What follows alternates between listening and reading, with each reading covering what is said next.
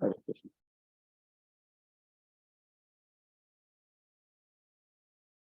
Okay, மங்களாரத்தி ஆரம்பிச்சிடலாம். ஓம் நமோ பகவதே வாசுதேவாய. ஓம் நமோ பகவதே வாசுதேவாய.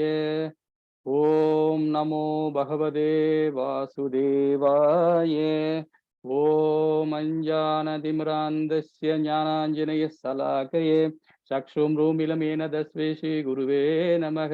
ஸ்ரீ சைத்தன்ய மனோபீசிடும் ராவிதம் ஏன பூதலே ஸ்வயம் ரூபகதா மாயம் ததா சிகபாதிகம் ஏ கிருஷ்ணா கருண சிந்தே தீனபந்தே ஜகத்பதே கோபிகா கோபிகா ஹாந்தா ராதா காந்தா நமஸ்துதே சப்தஹாஞ்சன கௌராங்கி ராதே விருந்தானேஸ்வரி வானு சுதேவியே பிரியமானியே ஹரிப்பிரியே வாஞ்சகல்பதராய கிருப சிந்து ஏவச தினானாம் பாவனையே வைஷ்ணவயோ நமோ நமக.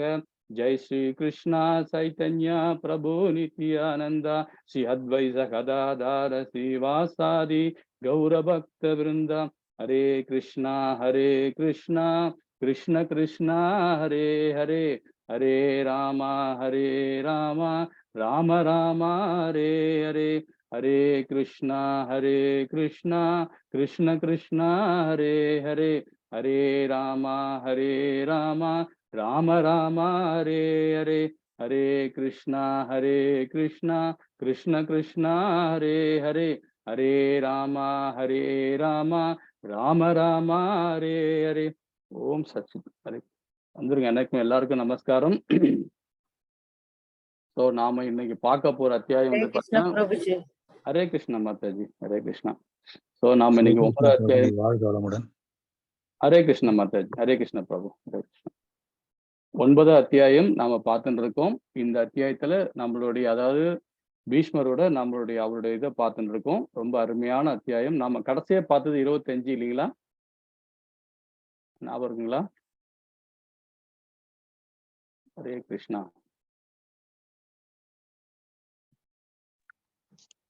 25 தான் படிக்கணும் போல மாதாஜி பிரபுஜி. ஆமா மாதாஜி. ஆமா பிரபுஜி. 25 முடிச்சாச்சு. 25 முடிச்சாச்சு. ஓகே மாதாஜி. ஆரம்பிக்கணும். ஃபினிஷ்டு போட்டிருக்கேன். 26ல இருந்து ஸ்டார்ட் பண்ணணும். 26 தான் ஆரம்பிக்கணும். ஓகே மாதாஜி. ஓகே மாதாஜி. சரி, நாம போன வாரம் ஒரு ஸ்டோரி பாக்குறோம்னு சொல்லியிருந்தோம் இல்லைங்களா? அது என்ன, யாருன்னு சொல்லு ஞாபகம் இருக்குங்களா?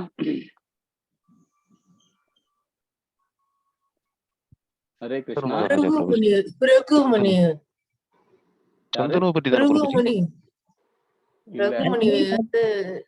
நம்ம லாஸ்ட்ல பார்த்தது அது ஓகே.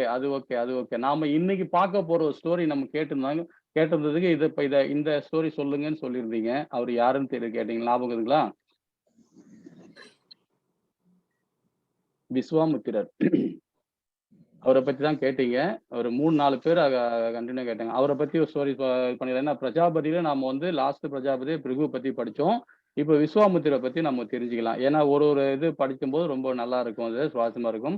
அதுக்கப்புறமா நம்ம வந்து வேற அதாவது நம்ம இப்ப நம்மளுடைய பிரம்ம கவுடியால உள்ள ஆச்சாரியங்களை ஒரு ஆச்சாரியம் ஒரு வாரம் நம்ம பார்க்கலாம்.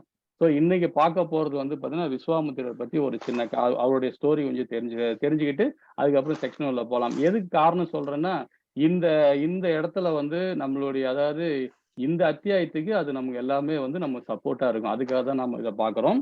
ஸோ விஸ்வாமித்திரர் வந்து அவர் வந்து ஒரு பெரிய ஒரு மகாராஜா, ஒரு நாட்டு சக்கரவர்த்தி. அவர் மகரிஷியோ ஒரு சப்த ரிஷியோ ஒரு ராஜ ரிஷியோ கிடையாது. அவரு ஆக்சுவலா வந்து ஒரு சக்கரவர்த்தி சத்திரியன். அவர் வந்து என்னன்னா, அவரு குசேன் என்ற ஒரு பெரிய மகரிஷி இருக்காரு. அவரு மகரிஷியோட பையன் தான் வந்து மகரிஷி தான் வந்து 4 பேர் அவர் பசங்க. அவருக்கு குசேனுக்கு வந்து 4 அந்த மகரிஷிக்கு 4 பிள்ளைகள் இருக்காங்க.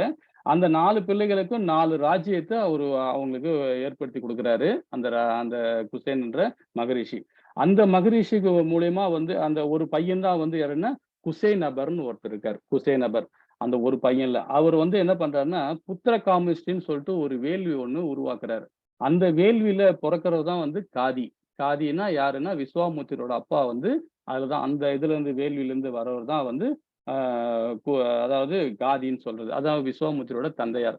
ஸோ இவங்க வந்து எப்படின்னா, இவங்க குசேன் வந்திருக்கார்ல, இவங்க மூதாதையர் இருக்காங்க பார்த்தீங்களா? குசேன் வந்து மகரிஷி வந்து பார்த்தீங்கன்னா, ஒரு பிரம்ம ரிஷி. அதாவது எப்படின்னா, அவங்க வந்து ஒரு சூரியன் எப்படி இருக்கு, வெப்பம் எப்படி இருக்கும், அந்த மாரி ரொம்ப ஒரு பிரகாசமான இவர் தான், அந்த வம்சத்துல தான் இவர் வந்திருக்காரு.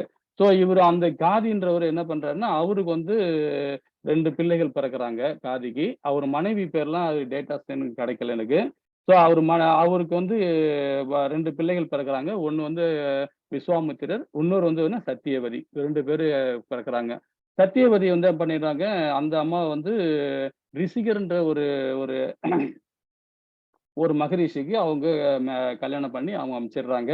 இவரு விஸ்வாமித்திரர் என்ன பண்றாங்க, இந்த நாட்ட வந்து இவர்கிட்ட ஒப்படைக்கிறாரு காதி. அதாவது விஸ்வாமித்திரர் தந்தையார் வந்து இவர்கிட்ட ஒப்படைச்சுட்டு, அவர் என்ன பண்றாரு, வனவாசம் போறாரு. வனவாசம் போயிட்டு அங்கேயே வந்து கொஞ்ச நாள் இருந்து அப்புறம் சமாதி நிலையை அடைஞ்சுறாரு. பகவானுக்கு இடத்துக்கு போயிடுறாரு அவரு. யாரு? அவரு காதி. ஸோ இந்த விஸ்வாமித்திரர் என்ன பண்றாரு, நல்ல ஆட்சி கொண்டு வந்துன்னு இருக்காரு. ஆட்சி கொண்டு வந்துன்னு இருக்கும்போது பார்த்தீங்கன்னா, நல்ல படைபலம்லாம் நெறைய இருக்கு. சரி இவரு ஒரு ஒரு யோசனை வருது. சரி நாம போய் நம்ம நாட்டெல்லாம் போய் பார்க்கணும் இல்லைங்களா?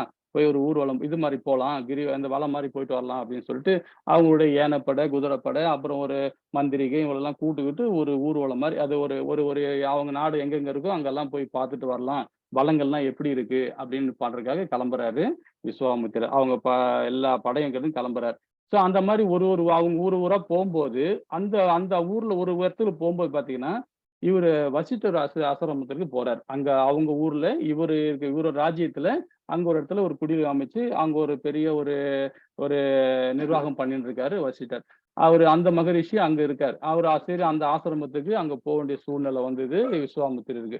சரி அவரும் என்ன பண்றாரு, அவரு பெரிய முனிவர் ஞானி இல்லைங்களா? அவரு என்ன பண்றாரு, அவங்கள வரவேற்கிறார். அரசராச்சே, சக்கரவர்த்தி ஆச்சே, அவர வரவேற்கிறார். வரவேற்ற பிறகு 2 பேருமே பேசிக்கிறாங்க. உடனே இவரு என்ன பண்றாரு, விஸ்வாமித்திரர் அந்த நாட்டுக்கு ராஜா வச்சுங்களேன், முனிவர் வந்து இவங்க கண்ட்ரோல்ல இருக்காருங்களா, அதனால உங்களுடைய எப்படி நீங்க இருக்கீங்க? உங்க சீடர்லாம் எப்படி இருக்காங்க? உங்க குருகள் எல்லாம் எப்படி நடக்குது? இதெல்லாம் கேட்கிறாரு. அது எப்பவுமே நம்ம ஃப்ரெண்ட்லியா கேட்போம் இல்லையா? அந்த மாரி அவரு கேட்கிறாரு ஒரு நாட்டு சக்கரவர்த்தினால. அவரும் வசிஷ்டர் என்ன சொல்றாரு, "நல்லா நல்லா இருக்குங்க. எல்லாம் எல்லாம் எல்லாம் எல்லாம் எந்த பிரச்சனையும் இல்ல. நல்லா போயிட்டு இருக்குன்னு." இவரு வந்து கேட்டதுனால இவரு என்ன பண்றாரு, வசிஷ்டர் என்ன பண்றாரு, அவர்கிட்ட கேட்கிறார். "உங்க நாடு மக்கள்லாம் நம்ம நாட்டு மக்கள்லாம் எப்படி இருக்காங்க? செல்வங்கள்லாம் எப்படி வருது? படைபதியெல்லாம் பட ஆயுதங்கள்லாம் எப்படி இருக்கு? உங்க எதிரியெல்லாம் வந்து உங்க கண்ட்ரோல்ல கொண்டு வந்துட்டீங்களா? நாட்டு மக்கள்லாம் நல்லா இருக்காங்களா?" அவர் 2 கேள்வி தான் அவரு கேட்டாரு. வசிஷ்டர் என்ன பண்றாருன்னா, நெறைய கொஸ்டின விஸ்வாமித்திரர்ட்ட கேட்கிறாரு. அவரு விஸ்வாமித்திரருக்கு ஒரு மாரி, நாட்டு சக்கரவர்த்தி ஆச்சே, இவரு என்ன இப்படிலாம் கேட்கிறாரு அப்படின்னு சொல்லிட்டு, அதிலேயே வந்து ஒரு ஒரு சின்ன ஒரு சர்க்கிள் மாரி இருந்தது. இருந்தாலும் அத மறைச்சுக்கிட்டு என்ன பண்றாரு, சரி எல்லாம் நல்லா இருக்காங்க மு அ முனி, நல்லா பிரச்சனை இல்ல. எந்த இது நாடு நல்லா செழிப்பா தான் இருக்கு. இப்ப நான் இது வந்து என் நகர்வலம் வந்துட்டு இருக்கேன். எல்லா இடத்துலயும் பார்த்துட்டு வரேன் அப்படின்னு சொல்லிட்டு விஸ்வாமித்திரர் சரிங்க. ஒரு சிற்றுண்டி சாப்பிட்டு போலாம். இருங்க இருங்கன்னு.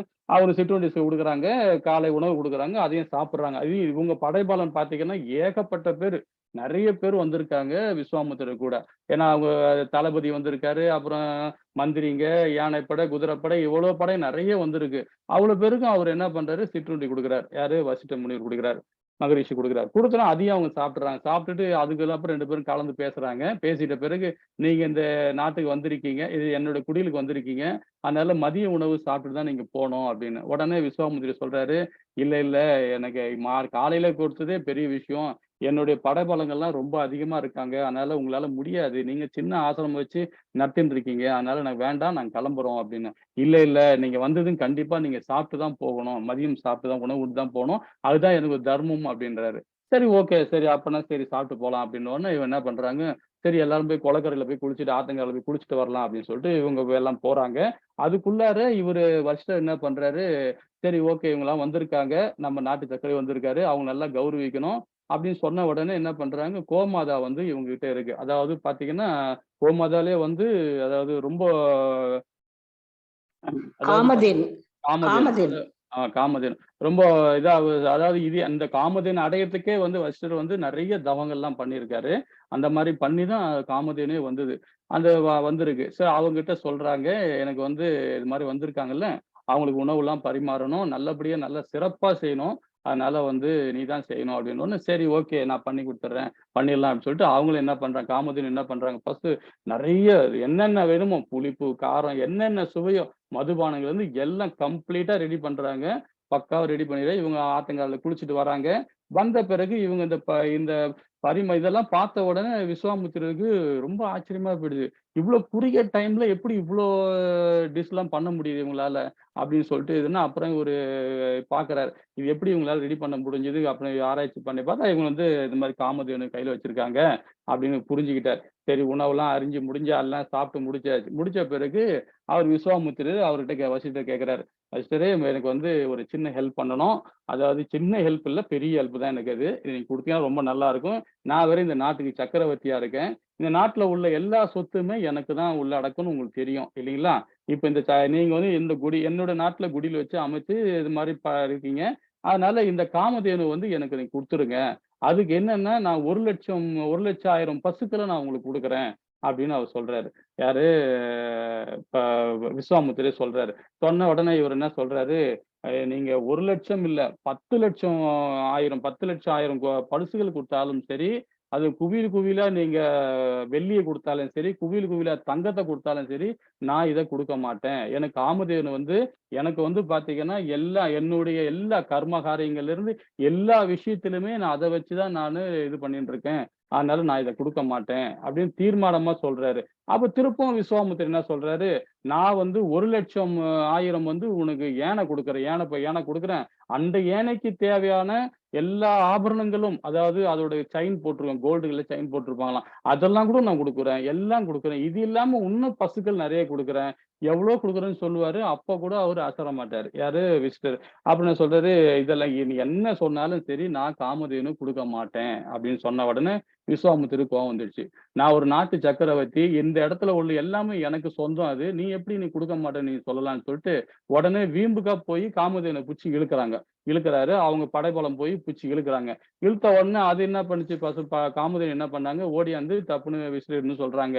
என்ன நான் உங்களுக்கு என்ன நீ ஒப்படைச்சிட்டியா? இந்த மாரி பண்றியே அப்படின்னு சொல்லிட்டு, அது அழ ஆரம்பிச்சுடுது. இல்ல இது வந்து நான் அது பண்ணல. அந்த நாட்டு சக்கரவர்த்தின்னா அவரு என்கிட்ட விவாதம் பண்றாரு. நான் அந்த மாரி நான் ஒப்படைப்பேனா அப்படின்னு. அப்போ வந்து காமதேனும் வந்து இவர்கிட்ட ஐடியா குடுக்குது. வசிஷ்டர்கிட்ட சொல்லுது. நீ வந்து இந்த என்ன அடையறதுக்கு இப்படிலாம் நீ வேள்விலாம் பண்ணி எவ்வளவு தவம்லாம் பண்ணியிருக்க. நீ அது மாரி வந்து என்ன நம்பி நீ வந்து சொல்லு. நான் உடனே அவங்களுக்கு ஆப்போசிட்ல எதிர்த்து நிக்கிறேன் அப்படின்னு சொல்லிட்டு நான் ஃபைட் பண்றேன் அவங்ககிட்ட அப்படின்னு. சரி வா ஃபைட் பண்ணு அப்படின்னு சொன்ன உடனே என்ன பண்றாங்க 2 பேருக்கும் பார் நடக்குது. யாருக்கு? காமதேனுக்கு இவங்களோட இதுக்கும் அவங்க விஸ்வாமித்திர டீமுக்கும் 2க்கும் பயங்கரமான போர் நடக்குது. அதுல இவங்க காமதேனு டீம் வந்து ஜெயிச்சிடுறாங்க. வின் பண்ணிடுறாங்க. வின் பண்ண அவருக்கு ரொம்ப ஷேம் ஆயி போச்சு விஸ்வாமித்திரருக்கு. என்னடா இந்த மாரி நம்ம வந்து தேவையில்லாம தலையிட்டு இந்த மாரி மாட்டிக்கிட்டோமே! சரி ஓகே. அப்படின்னு என்ன பண்ணிடுறாரு, அந்த விரக்தியிலே போயிட்டு நாட்ட வந்து என்ன பண்றாரு, அதுக்கு 100 புதல் வேற. எப்படி திருதராஷ்டிரருக்கு 100 புதல்வர் இருக்காங்களோ, அதே மாரி இவருக்கும் விஸ்வாமித்திரருக்கும் 100 புதல்வர் இருக்காங்க. அந்த எல்லாருமே இந்த போர்ல இறந்துட்டாங்க. கம்ப்ளீட்டா எல்லாமே இறந்தாச்சு. சரி என்ன பண்றது? நாட்ட வந்து இன்னொரு பையனுக்கு ஒப்படைச்சுட்டு, இவரு என்ன பண்றாரு, தவம் இருக்க போறாரு. தவம் இருக்குன்னா, கடும் தவம் இருக்கிறாரு. ரொம்ப பயமா தவம் இருக்கிறாரு. தவம் இருக்கும்போது பார்த்தீங்கன்னா, அதுல வந்து இவருக்கு என்ன பண்றாரு, சிவபெருமான் அவருக்கு கண்முன் வராரு. வந்துட்டு "உனக்கு என்ன வேணும்?" அப்படின்னு. எனக்கு வந்து பார்த்தீங்கன்னா, எனக்கு நல்ல ஆயுதங்கள். அதாவது அ வசிஷ்டர கொல்றதுக்குள்ள ஆயுதங்கள் எனக்கு எல்லாமே வேணும் அப்படின்ட்டு இவரு கேட்கிறாரு. யாரு? சிவபெருமான கேட்கிறாரு. "உனக்கு அதாவது ரொம்ப பவர்ஃபுல் ஆயுதம்" அப்படின்னு எல்லாத்தையும் கேட்கிறாரு. அவரும் சிவபெருமானும் எல்லாரும் குடுத்துடுறாரு. எல்லா ஆயுதமும் குடுத்துடுறாரு. இவரு என்ன பண்றாரு, அத எடுத்துக்கிட்டு திருப்பியும் என்ன பண்றாரு, அங்க சண்டைக்கு போறாரு. வசிஷ்டர் டீம் கிட்ட போய் சண்டைக்கு போறாரு. சண்டைக்கு போற இடத்துல அங்க போன இடத்துல திரும்பவும் வந்து ஆனா வந்து ஓரளவுக்கு அந்த அவரு குடியில சுத்தி இருக்கிற இடத்தெல்லாம் வந்து அழிச்சிடுறாரு விஸ்வாமித்திரர். யாரு வசிஷ்டரோட அந்த குடியில சுத்தி இருக்க இடத்தெல்லாம் அழிச்சிடுறாரு. அவங்கள கொஞ்சம் பேர் இறந்தும் போறாங்க. அப்போ இவருக்கு வந்து மெசேஜ் வருது, இந்த மாரி எல்லாம் இறந்துடுறாங்க. எல்லாம் ஃபைட் பண்ணிட்டு தான் இருக்காங்க. கொஞ்சம் பேர் தான் இருக்காங்கன்னு. அப்போ இவருக்கு ஒண்ணு என்ன பண்றாரு, ஒரு குச்சி ஒண்ணு எடுக்குறாரு. சாதாரண குச்சி. அந்த குச்சிக்கு வந்து வேத மந்திரங்கள் சொல்லி, அதுக்கு வந்து பார்த்தீங்கன்னா, அதுக்கு ஒரு சக்தி குடுக்குறாரு. சக்தி குடுத்து அந்த குச்சிய அனுப்புறாரு. அந்த குச்சி என்ன பண்ணுது, போயி அவரு விஸ்வாமித்திர படைய சும்மா தும்சம் பண்ணுது அந்த குச்சி போய். அப்பவும் விஸ்வாமித்திரர் என்ன பண்றாரு, பிரம்மாஸ்திரத்த விடுறாரு. அவரு வந்து சிவன் குடுத்த பிரம்மாஸ்திரத்த அது விடுறாரு. அந்த பிரம்மாஸ்திரத்தையே வந்து என்ன பண்றாரு, நம்ம வசிஷ்டர் என்ன வசிஷ்ட மகாராஜ் என்ன பண்றாரு, அத வந்து அப்படியே வந்து தனக்குள்ள எடுத்துக்கிறார். அந்த இது. ஏன்னா அந்த பவர்ஃபுல் வந்து இவர்கிட்ட இருக்கு, வசிஷ்டர்கிட்ட இருக்கு. ஸோ அதையும் எடுத்துக்கிறாரு. அப்போ விஸ்வாமித்திரருக்கு இன்னும் கோவம் ஆயிடுது. என்னடா எல்லாத்தையுமே இவன் எடுத்துக்கிறான்னு சொல்லிட்டு அதுலயும் அவர் தோல்வி அடைகிறார். தோல்வி அடைஞ்ச பிறகு விஸ்வாமித்திரர் சரி இதுக்கு மேல ஃபைட் பண்ணிட்டு இருக்க முடியாதுன்னு சொல்லிட்டு திருப்பும் என்ன பண்றாரு, கடும் தவம் இருக்கிறார். கடும் தவம்னா ரொம்ப ஆக்ரோஷமா தவம் எடுக்க ஆரம்பிச்சிட்டார். அது மாதிரி பண்ணிட்டு இருக்கும்போது எல்லா லோகங்களும் 3 லோகங்களும் ஒரே அண்ட சராசரங்கள்லாம் ஒரு மாதிரி ஆயின்னு இருக்கு. இத வந்து என்ன பண்றாங்க, இந்திரன் பார்க்கறான். இது என்னடா இந்த மாதிரி போயின்னு இருக்கு, இது பண்ணிட்டு இருந்தா சரியா வராதே அப்படின்னு சொல்லிட்டு உடனே என்ன பண்றாங்க, பிரம்மா கிட்ட சொல்றாங்க. அப்புறம் பிரம்மா என்ன பண்றாரு, சரி நான் போய் பார்க்கறேன் அப்படின்னு சொல்லி பிரம்மா வர்றாரு. கீழ வர பிரம்மா வந்து அவர் கண் முன்ன தோன்றி, உனக்கு என்ன வேணும், ஏன் இந்த மாதிரி இது பண்றேன்னு. எனக்கு வந்து பாத்தீங்கன்னா எனக்கு வந்து இந்த மாதிரிலாம் ஆயிடுச்சு. எனக்கு இது ஒரு அதை வெல்றதுக்கு ஏதாவது பவர் வேணும். அந்த மாதிரிலாம் பண்ண முடியாது. அந்த மாதிரிலாம் நான் இது பண்ண மாட்டேன். உனக்கு வேணா ராஜரிஷி பட்டம் வேணா நான் குடுக்குறேன் உனக்கு அப்படின்னு அவர் சொல்றாரு. ஏன்னா வந்து அவரை இதெல்லாம் பண்ணக்கூடாது அப்படின்னு சொன்னா, இல்ல எனக்கு ராஜரிஷி பட்டம் வேண்டாம் எனக்கு. எனக்கு எனக்கு மகரிஷி பட்டம் வேணும் அப்படின்னு கேட்டாரு. சரி இப்போ ராஜரிஷி பட்டம் தான் குடுக்க முடியும் அப்படின்னு. சரி அது குடுத்தது அவர் வாங்கிக்கிறார். யாரு, விஸ்வாமித்திரர் வாங்கிக்கிறார். வாங்கிட்டு திரும்ப என்ன பண்றாரு, இது பத்தாது. நம்ம திருப்பும் தவம் எடுப்போம். திருப்பும் தவம் எடுக்கலாம்னு சொல்லிட்டு திருப்பியும் தவம் எடுக்கிறார். தவம் இருக்கும்போது அப்புறம் பார்த்தா இது இது மேலும் மேலும் இவர் ரொம்ப இதா பண்ணிட்டு இருக்காரு. ஒரு சாதாரண ஒரு சத்திரியன் இவரு. இவர் இந்த மாதிரி பண்ணிட்டு இருக்காரு. சரியா வரான்னு சொல்லிட்டு இந்திரன் என்ன பண்றாரு, மேகலையை அனுப்புறாரு. மேகலையை அனுப்பிச்சு என்ன பண்றாரு, ஒரு அப்சர்வேஷன் அவங்களுக்கு போன உடனே அவங்க என்ன பண்றாங்க, அவர் தவம் பண்ற இடத்துல ஒரு கொலைக்கரை இருக்கும். அந்த கொலைக்கரை பக்கத்துல டெய்லி குளிச்சுட்டு அவங்க அந்த சைடுல போறது வர்றது பாக்குறது இந்த மாதிரி. ஏன்னா அவரு கவர்னு சொல்றதுக்கு அந்த மாதிரி பண்றாங்க. இது ஒரு நாள் இவர் பார்த்துக்கிட்டே தான் இருக்காரு. ஆனா இருந்தாலும் தவம் பண்ணிக்கிட்டே இருக்காரு. அந்த தவத்தை கலைக்காம இருந்துட்டே இருக்காரு. ஒரு நேரம் அந்த அம்மா என்ன பண்ணிக்குது, குளிச்சுட்டு அப்படியே ஆத்தங்கரையில துணியை வந்து சரியாவே போடாம அப்படியே வந்திருக்கு. அப்போ வந்து அதை பார்த்துட்ட உடனே இவர் வந்து இவங்களை எப்படியாவது பண்ணி கல்யாணம் பண்ணிக்கணும் அப்படின்ற மாதிரி அப்புறம் கேட்கிறாரு. அந்த அம்மாவும் சரி ஓகே பண்ணிடுறாங்க. அதுக்கப்புறமா அவங்க மூலியமா ஒரு 10 வருஷம் வந்து அவங்க கூடயே வாழறாரு. அந்த வாழ்க்கை எந்த வாழ்க்கை, முனி வாழ்க்கையெல்லாம் விட்டார். நான் தவம்லாம் விட்டுட்டு அந்த அம்மா கூடயே ஒரு 10 வருஷம் வாழ்ந்துட்டாரு. அந்த உடனே என்ன பண்றாங்க, இவர் என்ன பண்ணாரு, சரி இது சரியா வராது. நாம தேவையில்லாம இதுல வந்து ஈடுபட்டுட்டோம். இது வேண்டாம் அப்படின்னு சொல்லிட்டு அது விலகுறாரு. அந்த விலகும்போது பாத்தீங்கன்னா, அவங்க மேனகா என்ன பண்றாங்க, சரி வெளிய தனியா தானே போறாரு இவரு. நம்மள வேணாம்னு தானே போறாரு. இவங்களும் என்ன பண்றாங்க, இந்திரலோகம் போயிடுறாங்க. ஆனா இவங்க 2 பேருக்கும் ஒரு குழந்தை பொறக்குது. அந்த குழந்தைக்கு பேர் வந்து சகுந்தலா. அவங்க வந்து சகுந்தலான்னு அது ஒரு பெரிய கதையா போகும் அது. அதுகிட்ட போ வேண்டாம். சகுந்தலான்னு ஒரு பெண்ணு, இவர் என்ன பண்றாரு, விஸ்வாமித்திரர் அந்த குழந்தைய வளர்க்குறாரு. இவர் என்ன பண்ண திருப்பும் கடும் தவம் ஆரம்பிக்கிறார். ரொம்ப தவம் இருக்க ஆரம்பிக்கிறார். ஆரம்பிச்ச பிறகு பாத்தீங்கன்னா, ரொம்ப கடும் தவம் பண்றாரு. அப்ப திருப்பியும் பிரம்மா வந்து ஆப்போசிட்ல வந்து நிக்கிறார். நின்ன உடனே சொல்றாரு, நீ எதுக்கு தவம் இருக்கிற அப்படின்னு. எனக்கு ரிஷி பட்டம் எனக்கு கொடுங்க அப்படின்னு கேட்கிறாரு. எனக்கு வந்து வேணும் அப்படின்னு. சரி உடனே சொல்லி அவர் என்ன சொல்றாரு, அவர் வந்து என்ன பண்ண சாதா ரிஷி தான் கொடுக்குறாரு. பிரம்ம ரிஷியோ அந்த மாதிரிலாம் எதுவும் கொடுக்கல. ராஜ ரிஷி கொடுத்தாரு. அப்புறம் மகரிஷின்ற பட்டத்தை கொடுத்தாரு. அதை கொடுத்து கூட அவருக்கு என்ன பண்றாரு, அப்பவும் வந்து மகரிஷி பட்டம் எனக்கு பத்தாது. திரும்பவும் என்ன பண்றாரு, தவம் இருக்கிறார். தவம் இருக்கிறார். காமதேனு கேட்டா காமதேனும் கொடுக்க மாட்டேன்னு சொல்லிட்டாங்க. சரி எனக்கு பிரம்ம ரிஷி பட்டம் கூட அதுவும் கொடுக்க மாட்டேன்றாங்க. சரி ஓகே திருப்பி நாங்க கடும் தவம் இருக்கிறேன்னு சொல்லிட்டு திருப்பியும் தவம் இருக்கிறார். திருப்பவும் வந்து பிரம்மா வர்றாரு. பிரம்மா வந்துட்டு சரி நீ இவ்வளவு இது பண்றியே, சரி சொல்லி என்ன பண்றாரு, பிரம்ம ரிஷி பட்டம் கொடுக்குறாரு. சரி பிரம்ம ரிஷி பட்டமும் கொடுத்தாச்சு. அப்படி இப்ப என்ன பண்ண போற அடுத்தது என்ன, எனக்கு வந்து வசிஷ்டரோட திருவாயால என் பேரை உச்சரிக்கணும். பிரம்ம ரிஷி விஸ்வாமித்திரர் ஒரு பிரம்ம ரிஷி அப்படின்னு சொல்லணும் அப்படின்னு சொல்லிட்டு அதை ஆசைப்படுறாரு. உடனே அவரும் என்ன பண்றாரு, அது கூட அவரும் வந்திருக்காரு. அதுல வசிஷ்ட முனியும் வந்திருக்காரு. அவர் வந்த உடனே சரிப்பா, ஏன்னா பிரம்ம ரிஷிலேயே வந்து மூத்தவர் யாருன்னா வரிச்சிட்டு தான். அவரு உடனே சொன்ன உடனே அவர் வாயால சொன்ன உடனே இவருக்கு ஒரு சந்தோஷம் ஆயிடுச்சு. சரி ஓகே இது இது இது போதும் எனக்கு அப்படின்னு சொல்லிட்டு அவர் என்ன பண்றாரு, கடைசியில வந்து பிரம்ம ரிஷின்றது 2வது, அதாவது யாரு வருஷத்துக்கு அப்புறமா வந்து பிரம்ம ரிஷியா யாரு வர்றாருன்னு பாத்தீங்கன்னா இவர் தான் வர்றாரு. இது வந்து வால்மீகி ராமாயணத்துல பாலகண்டத்துல வந்து பாத்தீங்கன்னா இது வந்து சர்க்கம் 41:55 இந்த ஸ்டோரி ரொம்ப அழகா சிம்பிளா நம்ம வசிஷ்டர் வாயால் பிரம்ம ரிஷி அப்படின்னு சொல்லப்பட்டது அப்படின்னு சொல்லிட்டு இது வால்மீகி ராமாயணத்துல பாலகண்டம்ல வந்து பாத்தீங்கன்னா சர்க்கம்ல 51:55 இந்த இது சொல்லப்பட்டுள்ளது. ஹரே கிருஷ்ணா. சரி 25வது ஸ்லோகத்தை ஸ்டார்ட் பண்ணிட்டு நாம அதுக்கப்புறமா வந்து நம்ம 26 கண்டினியூ பண்ணுவோம். இது 25 படிங்க மாதாஜி. ஹரே கிருஷ்ணா மாதாஜி. ஹரே கிருஷ்ணா. சூத கோசாமி கூறினார், மனதை உருக்கும் குரலில் பீஷ்ம தேவர் பேசியதை கேட்ட யுதிஷ்ட மகாராஜன் எல்லா சிறந்த ரிஷிகளின் முன்னிலையிலும் பல்வேறு மத கடமைகளின் முக்கிய கொள்கைகளை பற்றியெல்லாம் அவரிடம் வினவினார். ஹரே கிருஷ்ணா வினவினார். பிரபு. ஹரே கிருஷ்ணா. நம்ம லாஸ்ட் டைம் இதை பார்த்தோம் இல்லைங்களா? அது மனதை உருக்குல பிரம்ம ரிஷி வந்து சாரி பீஷ்மர் வந்து கோசாமி சொல்றாரு. பீஷ்மர் இந்த மாதிரி ரொம்ப சைலண்டா பேசுற மாதிரி யார்கிட்ட கேட்கிறாரு? யுதிஷ்டர் கிட்ட கேட்கிறாரு. அப்போ யுதிஷ்டர் என்ன சொல்றாருன்னு பாக்குறீங்கன்னா, இவரு பீஷ்மர் இந்த மாதிரி சொன்ன உடனே அவர் ரொம்ப கண்ணெல்லாம் கலங்குது. யாருக்கு? பீஷ்மருக்கு. என்னடா இந்த மாதிரி நம்மள இவ்வளவு கஷ்டப்படுத்திட்டோமே அவரை, இந்த மாதிரி ஒரு வில் அம்புல இது காரணமே நாம தானே. இப்ப என்ன சக்கரவர்த்தியா அவர் இருக்காரு இல்லைங்களா?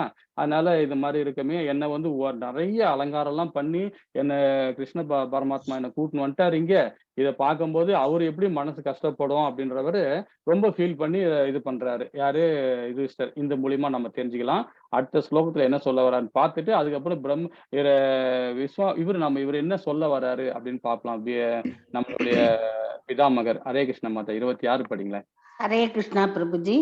யுதிஷ்ட மகாராஜனின் கேள்விக்கு பீஷ்மதேவர் முதலில் தனி மனிதனின் தகுதிகளுக்கேற்ப சமூக மற்றும் ஆன்மீக பிரிவுகளின் தரங்களை விளக்கினார். பிறகு அவர் துறவினால் பௌதீக பந்தத்திலிருந்து விடுபடுவதையும் பற்றினால் பௌதீக பந்தத்தில் சிக்கிக் கொள்வதையும் பற்றி தெளிவாக விளக்கினார். ஹரே கிருஷ்ணா. ஹரே கிருஷ்ணா. இங்க அதாவது இந்த இடத்துல ரொம்ப இம்பார்ட்டன்ட் இடம் இது. ஏன்னா நம்ம எல்லாருமே நம்ம புரிஞ்சுக்கணும். இந்த இடத்துல நாம வந்து இதுல பிரபுபாதா வந்து ரொம்ப அழகா இந்த அத்தியாயத்துல இந்த இடத்துல வந்து இந்த ஸ்லோகம் மூலியமா நம்ம எடுத்து உரைக்கிறாரு. இதுலயும் ஒரு 2-3 ஸ்டோரிகளும் சொல்லலாம். ரொம்ப அழகான ஸ்டோரி எல்லாம் சொல்லலாம். இது விளக்கத்தை சொல்லலாம். இப்ப என்ன யுதிஷ்டர் மகாராஜன் கேள்விக்கு அதாவது பீஷ்ம தேவர் முதலில் தனி மனிதன் தகுதிக்கேற்ப அப்படின்னு நீங்க கொண்டு வர்றாரு. தனி மனித தகுதிக்கேற்பனா அப்படின்னா நம்ம என்னன்னு புரிஞ்சுக்கலாம். யாராவது நீங்க சொல்ல முடியுமா? ஏன்னா இதுல சீனியர் இதெல்லாம் இருக்கீங்க. தனி மனிதன் தகுதிக்கேற்ப அப்படின்றாரு. சமூக மற்றும் ஆன்மீக பிரிவு தரங்களை விளக்கினார். ஒழுக்கத்துடன் இருத்தல், கோபமற்ற இருத்தல், ஹரே கிருஷ்ணா பிரபு, நல்லவனாக இருத்தல், அதாவது பொய் சொல்லாம திருடாம இந்த மாதிரி கெட்ட பழக்கங்கள்லாம் இல்லாம விஸ்வாமித்திரர் ஒரு முனி, எல்லாரோட முனி, எல்லா முனிகளும் எப்படி இருக்காங்களோ அதை பார்த்துட்டு ஒருத்தருக்கு ஏற்ற மாதிரி தூய்மையாக இருத்தல், விரோதம் பாராட்டாமல் இருத்தல், திருடாமல் இருத்தல். இப்ப நீங்க சொன்னதெல்லாம் எவ்வளவு அழகா சொல்லியிருக்கீங்க பாருங்க. ஒரு கேட்கும் போது ரொம்ப இதா இருக்கு. ஏன்னா தனி மனிதன் தகுதிக்கேற்ப அப்படின்றாரு. இதுல சமூகம் மற்றும் ஆன்மீகன்ற ஒரு கதை ஒண்ணு சொல்றேன். அதுக்கு என்ன காரணம்ன்றது நீங்க சொல்லுங்க. அதுக்கப்புறம் என்ன? இப்ப சகுந்தலைன்னு ஒரு பெண் பேரு இப்ப நான் சொன்னேன் இல்லைங்களா? அதே மாதிரி ஒரு கதையில ஒரு சகுந்தலைன்னு ஒரு பெண் வராங்க. அந்த பெண்ணுக்கு ஒரு குழந்தை ஒரு 16 வயசு 17 வயசு ஒரு பையன் இருக்கான். அந்த பையன் என்ன பண்றான்னா அது வயக்காட்டுல ஏதோ இடத்துல வேலை பார்க்க ஏதோ இருக்கும்போது பாத்தீங்கன்னா ஒரு பாம்பு வந்து அவனை சீண்டிடுச்சு, கடிச்சிடுது. கடிச்சிட்ட உடனே அந்த பாம்பு கடிச்ச உடனே இதை வந்து ஒரு வேடனை பார்த்துட்டு இருக்கான். அந்த பாம்பு கடிச்ச உடனே வேடனை பார்த்துட்டு இருக்கான். அந்த குழந்தையும் அந்த ஸ்பாட்ல இறந்துடுது. இறந்த பிறகு அதுக்கப்புறம் தாய் வந்து ஒரே கத்தி ஆர்ப்பாட்டம் பண்றா. சகுந்தலா ரொம்ப ஆர்ப்பாட்டம் பண்றா. இந்த குழந்தை இறந்து போச்சு, என்ன பண்ற? உடனே வேடன் என்ன பண்றான்? அந்த இடத்துக்கு வந்து இந்த பாம்பு கடிச்சது நான் பார்த்தேன், இதுதான் வந்து தீங்கு பண்ணிடுச்சு, பாம்பாலதான் வந்து இந்த குழந்தை இறந்து போச்சு அப்படின்னு சொல்லிட்டு வந்து வேடன் சொல்றான். அப்ப இந்த சகுந்தலை கிட்ட கேட்கறான், சகுந்தலா இந்த மாதிரி அந்த பாம்பாலதான் உன் பையன் இறந்தான், அந்த பாம்பை நான் கொன்னுடுறேன் அப்படின்னு சொல்லுது. இது எப்படி இப்ப உங்களுக்கு மனசுல படுது? என்ன மாதிரி இதுல படுது? ஏன்னா இங்க என்ன நம்ம சொன்னாரு, அதாவது பிதாமகர் என்ன சொன்னார்? தனி மனிதன் தகுதிக்கேற்ப சமூகம் மற்றும் ஆன்மீக தரங்களை விளக்கினார் அப்படின்னு நம்ம இதுல புடிச்சிருக்கோம். சோ இந்த கதையில நம்ம என்ன புரியுது? அதாவது பாம்பு வந்து கடிச்சிருது, அது பையன் இறந்துட்டான். தாய் என்ன சொல்லுவாங்க, வேடன் என்ன சொல்றான்? இந்த நான் 3 பேருக்குள்ள 4 பாம்பையும் சேர்த்து 4 பேருக்குள்ள ஒரு கதை இந்த நிக்குது. இதுல என்ன நம்ம நீதி சொல்ல முடியுமா? பாம்புக்கு ஒண்ணும் பிரயோஜனம் இல்ல. ஒண்ணு அந்த பையனோட இது கர்மா வந்து அப்படியே இருக்கு. பாம்பால அதனால அந்த பாம்பை கொல்லுவதனால ஒண்ணும் பிரயோஜனம் இல்ல. பாம்பு வந்து அவனுடைய அதனுடைய இதுல அது திருப்பா உயிர் கொடுத்தா நல்லா இருக்கும். உயிர் கொடுத்தா நல்லா இருக்கும். உயிர்லாம் கொடுக்க மாட்டாங்க. பாம்பு வந்து அதனுடைய இயல்புல படைச்சிருக்காங்க. நான் என்னோட கடவுள் படைச்ச இயல்புல நான் இருக்கேன். அதனால நான் இருக்க இடத்துல அவன் வரவே நான் இது பண்ணிட்டேன். இதுல என் மேல என்ன தப்பு இருக்கு அப்படின்னு சொல்லிட்டு சொல்லுவாங்க. அந்த பையனுடைய கர்ம வினை முடிஞ்சது. கர்மத்தினால அவன் வந்து அது மாதிரி இதுக்கும் சம்பந்தம் இல்ல. அவ்வளவுதான். ஹரே கிருஷ்ணா. இப்ப மாதாஜி ஓரளவுக்கு கரெக்டா பாயிண்ட பிடிச்சிட்டாங்க. இதுல என்னன்னா பாத்தீங்கன்னா, இப்ப தாய் இருக்காங்க, மகன் இருக்காரு, பாம்பு இருக்காரு, வேடன் இருக்கான். இப்போ இவங்க 4 பேர்ல வந்து இந்த நடக்கிற நிகழ்ச்சியில வந்து வேடன் என்ன சொல்றான்னு பாத்தீங்கன்னா, எவன் ஒருவன் தப்பு செய்றானோ அவன தண்டிக்கப்பட வேண்டும் அப்படின்னு சொல்றாரு. இது வேதத்துல உள்ளது அப்படின்னு சொல்றாரு. ஏன் அந்த இடத்துல வேதத்துல இருக்கு? என்ன மாரி சொல்லியிருக்காங்க வேதத்துல? ஒரு ஒரு தப்பு செஞ்சான்னா அவன தண்டிக்கணும்னு சொல்றாரு அவரு, வேடன் சொல்றாரு. பாம்பு வந்து அவன கடிச்சிடுது. கடிச்சதுனால நான் பாம்ப தண்டிச்சு அவன கொல்லணும் அப்படின்னு சொல்லிட்டு வேடன் சொல்றாரு. ஆனா தாய் என்ன சொல்றாங்கன்னா, என் பையன் இறந்துட்டான். இனி அவன அந்த பாம்ப செத்தா, அத கொன்னா, அந்த பாவத்த நான் ஏத்துக்கிறதா? இல்லன்னா நீ ஏத்துப்பியா? நீ தான் அந்த பாம்ப கொன்ன. நீ ஏத்துக்கிற. அந்த பாவத்த நான் சொல்றேன்ல. சரி கொன்றுடுன்னு நான் சொல்லல. அதுலயும் எனக்கும் அந்த பாவம் வருமே. இதனால யாருக்கு என்ன புண்ணியம் அப்படின்னு சொல்லிட்டு இந்த தாய் கேட்கறாங்க. ஆனா வேடன் என்ன சொல்றான்னா, இல்ல நம்மளோட சாஸ்திர சம்பிரதாயத்துல வேதங்கள்ல இப்படிதான் சொல்லப்பட்டது. ஒருத்தன் தவறு செஞ்சா தண்டிக்கணும் அப்படின்னு சொல்லப்படுது அப்படின்னு சொல்லிட்டு வேடன் நிக்கிறான். இது சரியா? இப்ப ஒரு விதத்துல வேதத்துக்கு சரி, ஆனா இல்ல. ஒரு ஒரு அளவு விதத்துல சரின்னு சரி சொல்லலாம் கிடையாது. பிரபுஜி. ஹரே கிருஷ்ணா. சரி கிடையாது. எப்படின்னா சரி நம்ம அது கிடையாது. மாதிரி படிச்சிருக்கோம். கொல்லுதல் ஒருவன் அவனுக்கு உரிமை கிடையாது. பகவான் பாத்துக்குவாரு. அவனுக்கு வேடனுக்கு வந்து அந்த தகுதி இல்ல.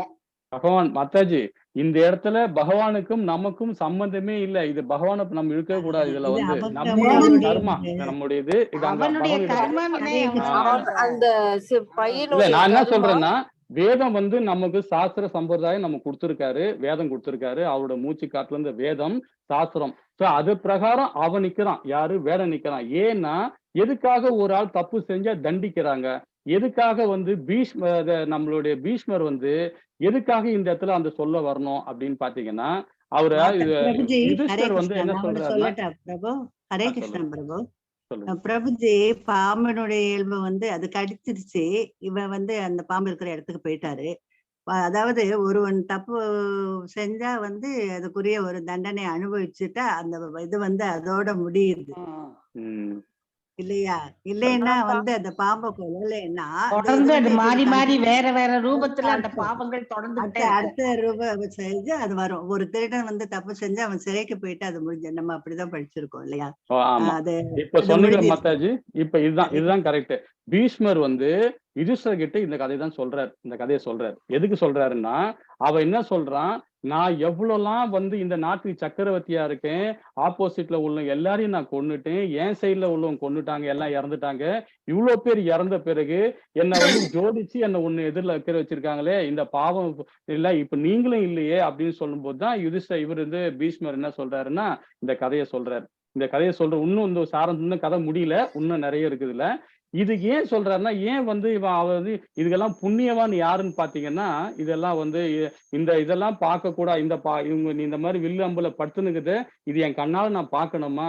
ஆனா துரியோதனன் பாருங்க, எந்த தப்புமே செய்யல. நல்ல ராஜ வாழ்க்கை வாழ்ந்தான். கடைசியில ஒரேடியா இறந்து அவன் பாட்டுன்னு சொர்க்கலோகம் போயிட்டான். ஆனா நான் பாருங்க, இவ்ளோ பேரையும் கொன்னு நாட்டை வந்து எனக்கு கொடுத்து நீங்க தாத்தாவான குருவான நீங்க இந்த மாதிரி படுத்துன்றீங்க. எங்க கண்ணால பாக்குறேன். இது எவ்வளவு பெரிய பாவம் அப்படின்னு சொல்லிட்டு யுதிஷ்டர் வந்து பீஷ்மர்கிட்ட கேக்குறாரு. பீஷ்மர் என்னதான் இந்த கதையை சொல்றாரு. இந்த கதையை சொன்ன பிறகு இங்க வேடன் என்ன சொல்றான்னு பாத்தீங்கன்னா, நான் வந்து கொல்லணும். ஏன்னா அந்த எவன் ஒரு தப்பு பண்றானோ அவனுக்கு உடனே பனிஷ் பண்ணணும். ஏன்னா அவனுடைய தப்புக்கு அப்பவே அந்த வாழ்நாள்லயே அவனுக்கு தண்டனை கொடுக்கணும். இல்லைன்னா அடுத்த பிறவிலையும் அவன் அந்த பாவத்தை அனுபவிச்சுட்டே இருக்கணும். இதுதான் வேதங்கள் சொல்லுது. அதனால வந்து அவனை கொன்னுடணும், பாம்பை கொன்னுடணும் அப்படின்னு அவன் சொல்றான். இத வந்து இந்த அம்மா தாய் என்ன சொல்றாங்க, இல்ல நான் சொன்னேன்னா அந்த பாம்பு இறந்துச்சுன்னா அந்த பாவத்தை எனக்கும் வரும், உனக்கும் வரும் அப்படின்னு சொல்லுது. அப்போ வந்து என்ன சொல்லுது, இதெல்லாம் கேட்டுக்கிட்டே இருக்கு பாம்பு. அப்பதான் பாம்பு மெல்ல எழுந்து பேசுது. ஐயா நான் கொஞ்சம் பேசலாமா அப்படின்னுது பாம்பு. சரி சொல்லு அப்படின்னா. நான் வந்து அந்த பையனை முன்ன பின்ன பார்த்ததே கிடையாது. அவன் யாருன்னு எனக்கு தெரியாது. எனக்கு பல்லுல விஷம் வச்சது நான் பண்ண தப்பா? எனக்கு நானா வச்சுக்கிட்டேன். நானா கேட்டேன். இது யாரு குடுத்தா? எனக்கு பல்லுல விஷத்தை குடுத்தாங்க. சரி அது ஓகே. நான் வந்து என்னுடைய தற்காப்புக்காக நான் வரும்போது நான் தீண்டிட்டேன். என் பக்கத்துல வந்தா நான் தீண்டிட்டேன். தெரியாம தீண்டிட்டேன். இதுக்கு காரணம் வந்து மரண தேவதை தான். பித்ரு தேவதையான்னு நீங்க கேட்கணும். மரண தேவதை தான் என்ன அது அவங்க தான் வந்து இதுக்கு காரணமே அப்படின்னு சொல்லிட்டு மரண தேவதையை பாம்பு சொல்லுது. சொன்ன உடனே மரணதேவ ஓடியாது வந்து கேக்குது, ஐயையா அவனுடைய காலம் வந்து முடிஞ்சிடுச்சு, இத கொல்லப்படணும்னு சொல்லிட்டு விதி இருக்கு, அதனால நான் வந்து இத அந்த பாம்பு மூலியமா கடிக்க வச்சேன் அப்படின்னு மரணதேவ சொல்லு. இது எனக்கு இருக்குது இல்ல, இது காலதேவனை தான் நீங்க கேட்கணும் அப்படின்னு சொல்லிட்டு மரணதேவதை சொல்லுது. சொன்ன உடனே காலதேவன் ஓடியாரு, அவரு வர்றாரு, காலதேவன பைரவர் வர்றாரு. பைரவர் வந்து அவரு என்ன சொல்றாருன்னா, ஐயா இது வந்து அவனுடைய கர்மம், அது அந்த கர்ம டைம்ல முடிச்சு, இது யாரு காரணம்னா, காரணம் எங்கே நீங்க வெளியெல்லாம் போய் தேடக்கூடாது, காரணம் யாரு, காரியம் யாரு, அவங்க தான் இது சம்பந்தப்பட்டிருக்காங்க. இதுல வந்து பாத்தீங்கன்னா பாம்பும் தப்பு செய்யல, மரண தேவதையும் தப்பு செய்யல, காலம் நானும் தப்பு செய்யல, வேடனும் தப்பு செய்யல, தாயும் தப்பு செய்யல. காரணம் யாரு, காரியம் யாரு, அவன் தான் தப்பு செஞ்சிருக்கான், அவனுடைய கர்மா, அவன் இறந்து போனான் அப்படின்னு சொல்றாங்க. எப்பவுமே நம்ம காரியத்தை நாம செஞ்சுட்டு காரணத்தை நம்ம வேற எங்கேயும் தேட முடியுமா? கண்டிப்பா தேட முடியாதுங்களா? அந்த காரணக்காரி யார்கிட்ட இருக்கு? நம்ம கிட்ட தான் இருக்கு. நம்ம செயல் மூலியமா தான் அவனுடைய கர்மா. உடனே அந்த தாய் சொல்றாங்க, என் குழந்தை 17 வயசுல இறந்துடுச்சு அப்படின்னு. அப்போ உடனே அவங்க சொல்றாங்க, இல்ல நீங்க சொல்றது தப்புமா, இது அவனுடைய பாவம், போன ஜென்மத்துல இந்த இதுல கடிபட்டு அவன் இறக்கணும்ன்றது அவனுடைய கர்மா, இது யாருமே காரணம் கிடையாது அப்படின்னு சொல்றாங்க. இதுல வந்து இன்னும் பீஷ்மர் வந்து பாத்தீங்கன்னா இன்னும் தெளிவா விளக்கம் சொல்றாரு. இதுல பாத்தீங்கன்னா அவன் செஞ்ச கர்மா அவத்துல அதெல்லாம் அனுபவிச்சுதான் ஆகணும் அப்படின்னு உடனே பீஷ்மர் யூசர் திருப்பி ஒரு கேள்வி கேட்கிறாரு. அது எப்படி வந்து போன ஜென்மத்துல வந்து ஆத்மா பத்தி எல்லாம் திருப்பி, ஏன்னா வந்து பகவான் வந்து யார்கிட்ட கதை சொல்லி யார்கிட்ட கீதை கொடுத்திருக்காரு? அர்ஜுன்கிட்ட தான் கீதை கொடுத்திருக்காரு. யுதிஷ்டருக்கு ஓரளவுக்கு புரியுது, ஆனா இருந்தாலும் திருப்பியும் ஆத்மா பத்தியும் அந்த முன்ஜென்ம பத்தியும் பின்ஜென்ம பத்தியும் இந்த இடத்துல கேட்கிறாரு. யாரு? யுதிஷ்டர் கேட்கிறாரு. அப்ப திருப்பியும் அதுக்கு பீஷ்மர் வந்து ரொம்ப அழகா சொல்றாரு. என்ன சொல்றாருன்னா, ஒண்ணு புரிஞ்சுக்கோ, நான் ஒண்ணு சொல்றேன். என்னன்னா இப்ப ஒண்ணும் இல்ல, ஒரு 60 வயசு ஆகுதுன்னு வச்சுக்கோங்க, ஒரு ஆளுக்கு 60 வயசு ஆகுதுன்னா அவன் வந்து 50 வயசுல செஞ்ச அது நல்ல காரியமோ தீம காரியமோ அப்போ வந்து அதை வந்து 60 வயசுல அனுபவிக்கலாம் இல்லையா? அதே வந்து 40 வயசுல செஞ்ச பாவத்தை நல்ல காரியங்களை 50 வயசுல அனுபவிக்கிறான். இதே மாதிரி வந்து பாத்தீங்கன்னா ஒரு 10 வருஷத்துக்கு முன்னாடி நம்ம செஞ்ச தப்பு அப்படியே வந்துட்டே இருக்கும்போது ஒரு 5 வயசுல நம்ம என்ன செய்யறோமோ, அந்த குழந்தை என்ன செய்தோ, அந்த 60 வயசு பையன் 5 வயசுல என்ன செஞ்சானோ அவன் வந்து 15 வயசுல அவன் என்ன பாவம் அதுக்கேத்த பலன் அவன் அனுபவிப்பான். ஆனா பிறந்த கை குழந்தை எப்படி அது என்ன பாவம் செஞ்சது, என்ன செயல் பண்ணுச்சு, எந்த செயலுமே பண்ணாம 5 வயசுல எப்படி அது அனுபவிக்குது? அதுக்கு என்ன காரணம்? அது என்ன புரியுதா உங்களுக்கு அப்படின்னு அவர் கேட்கிறாரு. உங்களுக்கு என்ன புரியுதுனால? முன் ஜென்மத்துல செய்த பாவம் மிச்சம் இருக்கிறது, அந்த வினை வந்து 5 வயதுல அவனுக்கு தொடர்கிறது. அப்போ வந்து முன்ஜென்மம் ஒண்ணு இருக்குன்றத நாம புரிஞ்சுக்கிறோம் இல்லைங்களா? அப்போ வந்து ஆனா அவன் வந்து குழந்தையா இருக்கும்போது எந்த செயலுமே செய்யல அவன். ஆனா வந்து 4 வயசு 3 வயசுல இருக்கும்போது அதை வந்து அனுபவிக்கிறான். அப்போ முன் ஜென்மம் ஒண்ணு இருக்கு. அதே மாதிரி முன் ஜென்மல செஞ்ச பாவம் கர்மா வந்து இந்த ஜென்மத்துல இது வருது. ஏன்னா வந்து அதாவது ஒரு ஹாஸ்பிட்டல்ல ஒரு வைத்தியசாலையிலயோ ஒரு 10 மாதாஜி இருக்காங்கன்னா 10 பேர் மாதாஜிக்கு வயிற்றுலயே ஒரே மாதிரி குழந்தை, ஒரே நட்சத்திரம், ஒரே திலதான் பிறகுது. ஆனாலும் பாத்தீங்கன்னா ஒருத்தன் வேற மாதிரி இல்லைங்களா? அப்ப அது என்ன காரணம்? அவனுடைய கர்மா, முன் ஜென்மம் செஞ்ச கர்மா. அதுதான் இங்க வந்து பிதாமகர் சொல்றாரு, ரொம்ப அழகா சொல்றாரு. அவங்களுடைய கர்மா அது. அவன் வந்து யாரு?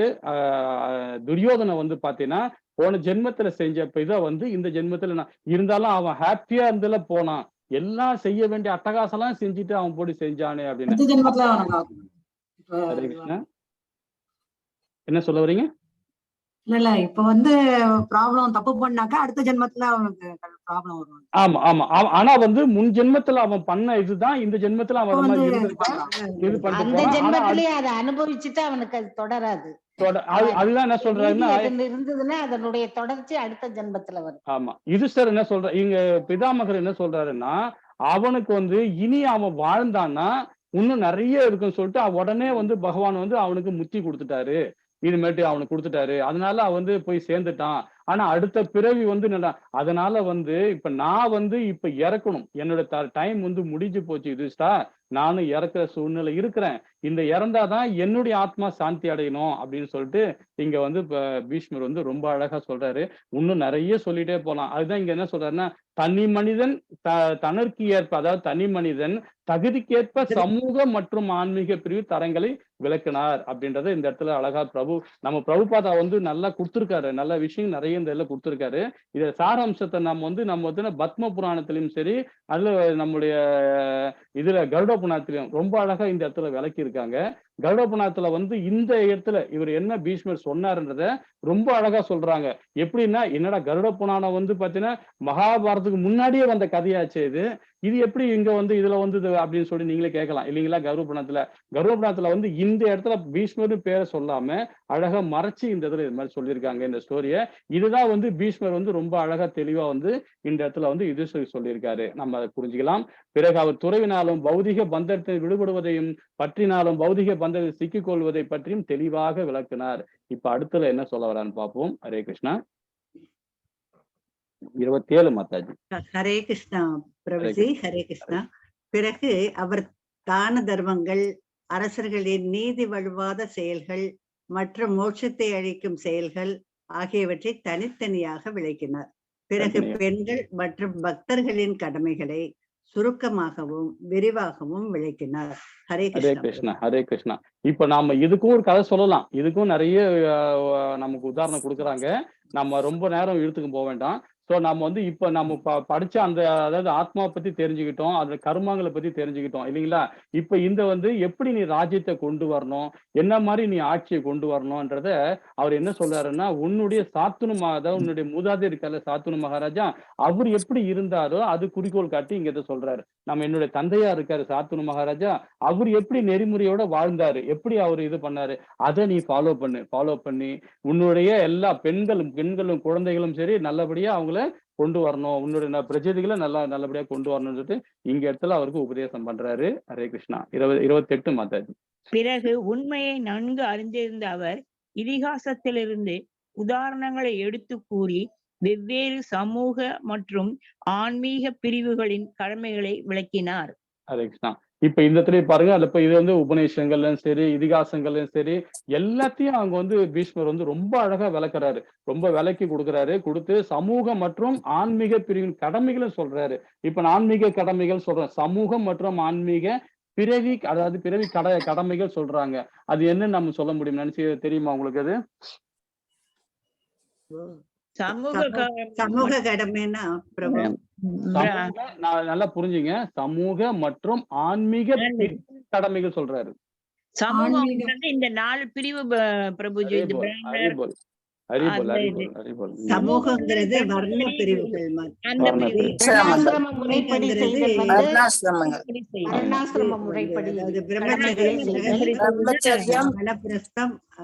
சன்னியாசம் அப்படிங்கிற அந்த ஆன்மீக பிரிவுகள் 4, சமூக பிரிவு 4. ஆமா. ஏன்னா வந்து நான் இப்ப 4 சமூக பிரிவு பிரிச்சிருக்காரு. இந்த ஒரு வர்ணங்கள் கொடுத்திருக்காரு.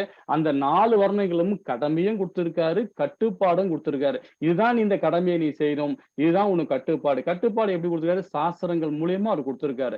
நாம அதை நெறிமுறையோட நம்ம பயன்படுத்தணும். அதுதான் நாம செய்யற காரியம் வந்து காரியத்தை வந்து நம்ம தான் செய்யறோம். காரணம் யாரு? நம்ம தான் காரணம். இந்த சரீரை வச்சு நம்ம அந்த காரியத்தை நம்ம செய்யறோம். அதனால நம்ம அடுத்தவங்களை பத்தி நம்ம எதிர்பார்க்க கூடாது.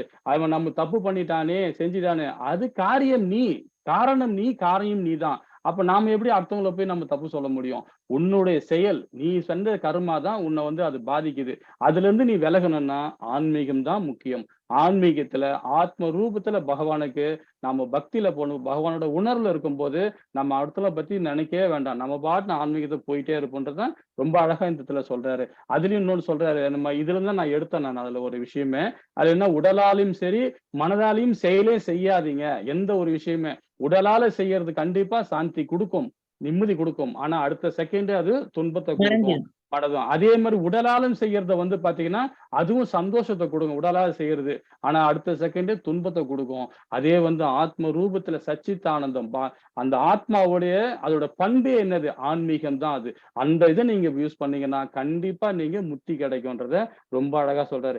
இந்த வர்ணங்கள் வந்து நாம அந்த கடமையும் கட்டுப்பாடும் ஆத்ம ரூபத்துல நாம எடுத்துக்கிட்டு நம்ம அந்த செயலை நம்ம செய்யணும்ன்றதுதான் இங்க ரொம்ப அழகா வந்து நம்ம பிதாமகர் விளக்குறாரு யுதிஷ்டருக்கு. ஹரே கிருஷ்ணா. 29 மாதாஜி. பீஷ்ம தேவர் தனி நபரின் கடமைகளை பற்றி விவரிக்கும் பொழுது சூரியன் வடதிசையின் அடிவானத்தில் சஞ்சரித்தது. இது தங்கள் விருப்பப்படி உயிரை விடும் யோகிகளால் விரும்பப்படும் நேரமாகும். ஹரே கிருஷ்ணா பிரபுஜி. இப்ப 2 நாள் இப்ப இது முன்னாடி இந்த ஒரு டைம் வந்து எல்லாம் தெரியும் இல்லைங்களா உங்களுக்கு? பீஷ்மர் வந்து தனிநபரின் கடமை பற்றி சொல்றாரு. சூரியன் வடதிசைகளுக்கு போன்னு சொன்னாரு. இப்ப இது ஒரு சம்பவம் நடந்தது ஞாபகம் இருக்குங்களா? இப்போ ரீசெண்டா ரத சப்தமி நேத்திக்கு உயிரை விட்ட தினம் உத்தராயணம். அதுதான் இந்த நேரத்துல கரெக்டா நாம இது கரெக்டா படிக்கிறோம். அந்த நேரத்துல ஹரிபோல். ஹரே கிருஷ்ணா. இப்ப அந்த நேரம் கிட்ட நெருங்கி வருதுன்னு சொல்லிட்டு இங்க வந்து இவரு இன்டிமேட் பண்றாரு. ஹரே கிருஷ்ணா. இத படிங்க 30வது ஸ்லோகம் மாதாஜி. அதன் பிறகு ஆயிரக்கணக்கான அர்த்தங்களை கொண்ட வெவ்வேறு விஷயங்களை பற்றி பேசியவரும் ஆயிரக்கணக்கான யுத்தங்களை கண்டவரும் ஆயிரக்கணக்கான மனிதர்களை காப்பாற்றியவருமான அந்த மனிதர் பேச்சை நிறுத்தினார். மேலும் எல்லா பந்தத்திலிருந்தும் முற்றிலும் விடுபட்டு இருந்ததால் மற்றும் அனைத்திலிருந்தும் மனதை உள்ளுக்கிழுத்து கொண்ட அவர் 4 கரங்களுடனும் மின்னும் மஞ்சள் நிற ஆடைகளுடனும் தனக்கெதிரே நின்றிருந்த ஆதி புருஷனான ஸ்ரீ கிருஷ்ணரின் அகலத்திருந்த தமது கண்களை பதித்தார். யாரு பதித்தாருங்க? பீஷ்மர். ரொம்ப அழகா இந்த இடத்துல பகவான் ரொம்ப அழகா இந்த இடத்துல வர்ணிச்சிருக்காங்க. பகவான் அதுவும் அவர் என்ன ஆடை யூஸ் பண்ணுவாருங்க?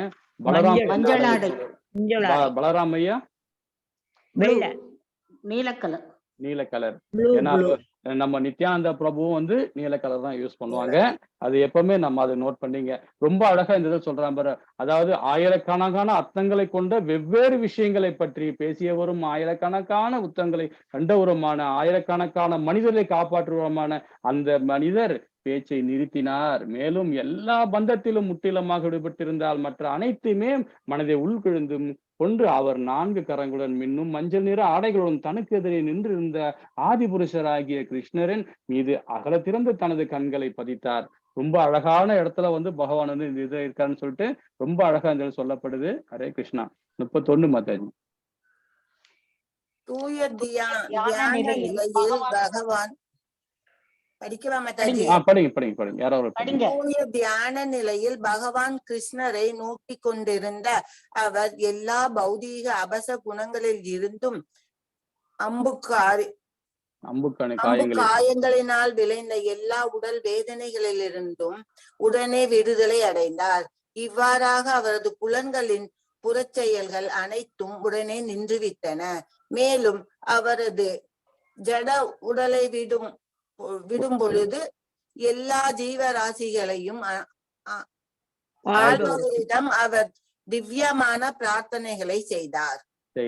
இப்ப நாம வந்து உயிரிடும் போது நாம என்ன நிலைமை இருப்போம்? எல்லாருமே பாத்தீங்கன்னா இப்ப அப்பா அம்மா இருக்காங்களா, அம்மா இருக்காங்க, பிள்ளை இருக்காங்க, பேர இருக்காங்க, இப்படிதான் நினைப்போம். ஆனா ஆன்மீகத்துல உள்ளவங்க பகவானை நினைச்சு நம்ம உயிரிடுவோம். ஆனா இந்த இடத்துல பாருங்க, பீஷ்மர் பாருங்க, நாட்டு மக்களையும் சரி, ஏன்னா அந்த அளவுக்கு நாட்டை வந்து நேசிச்சிருக்காரு.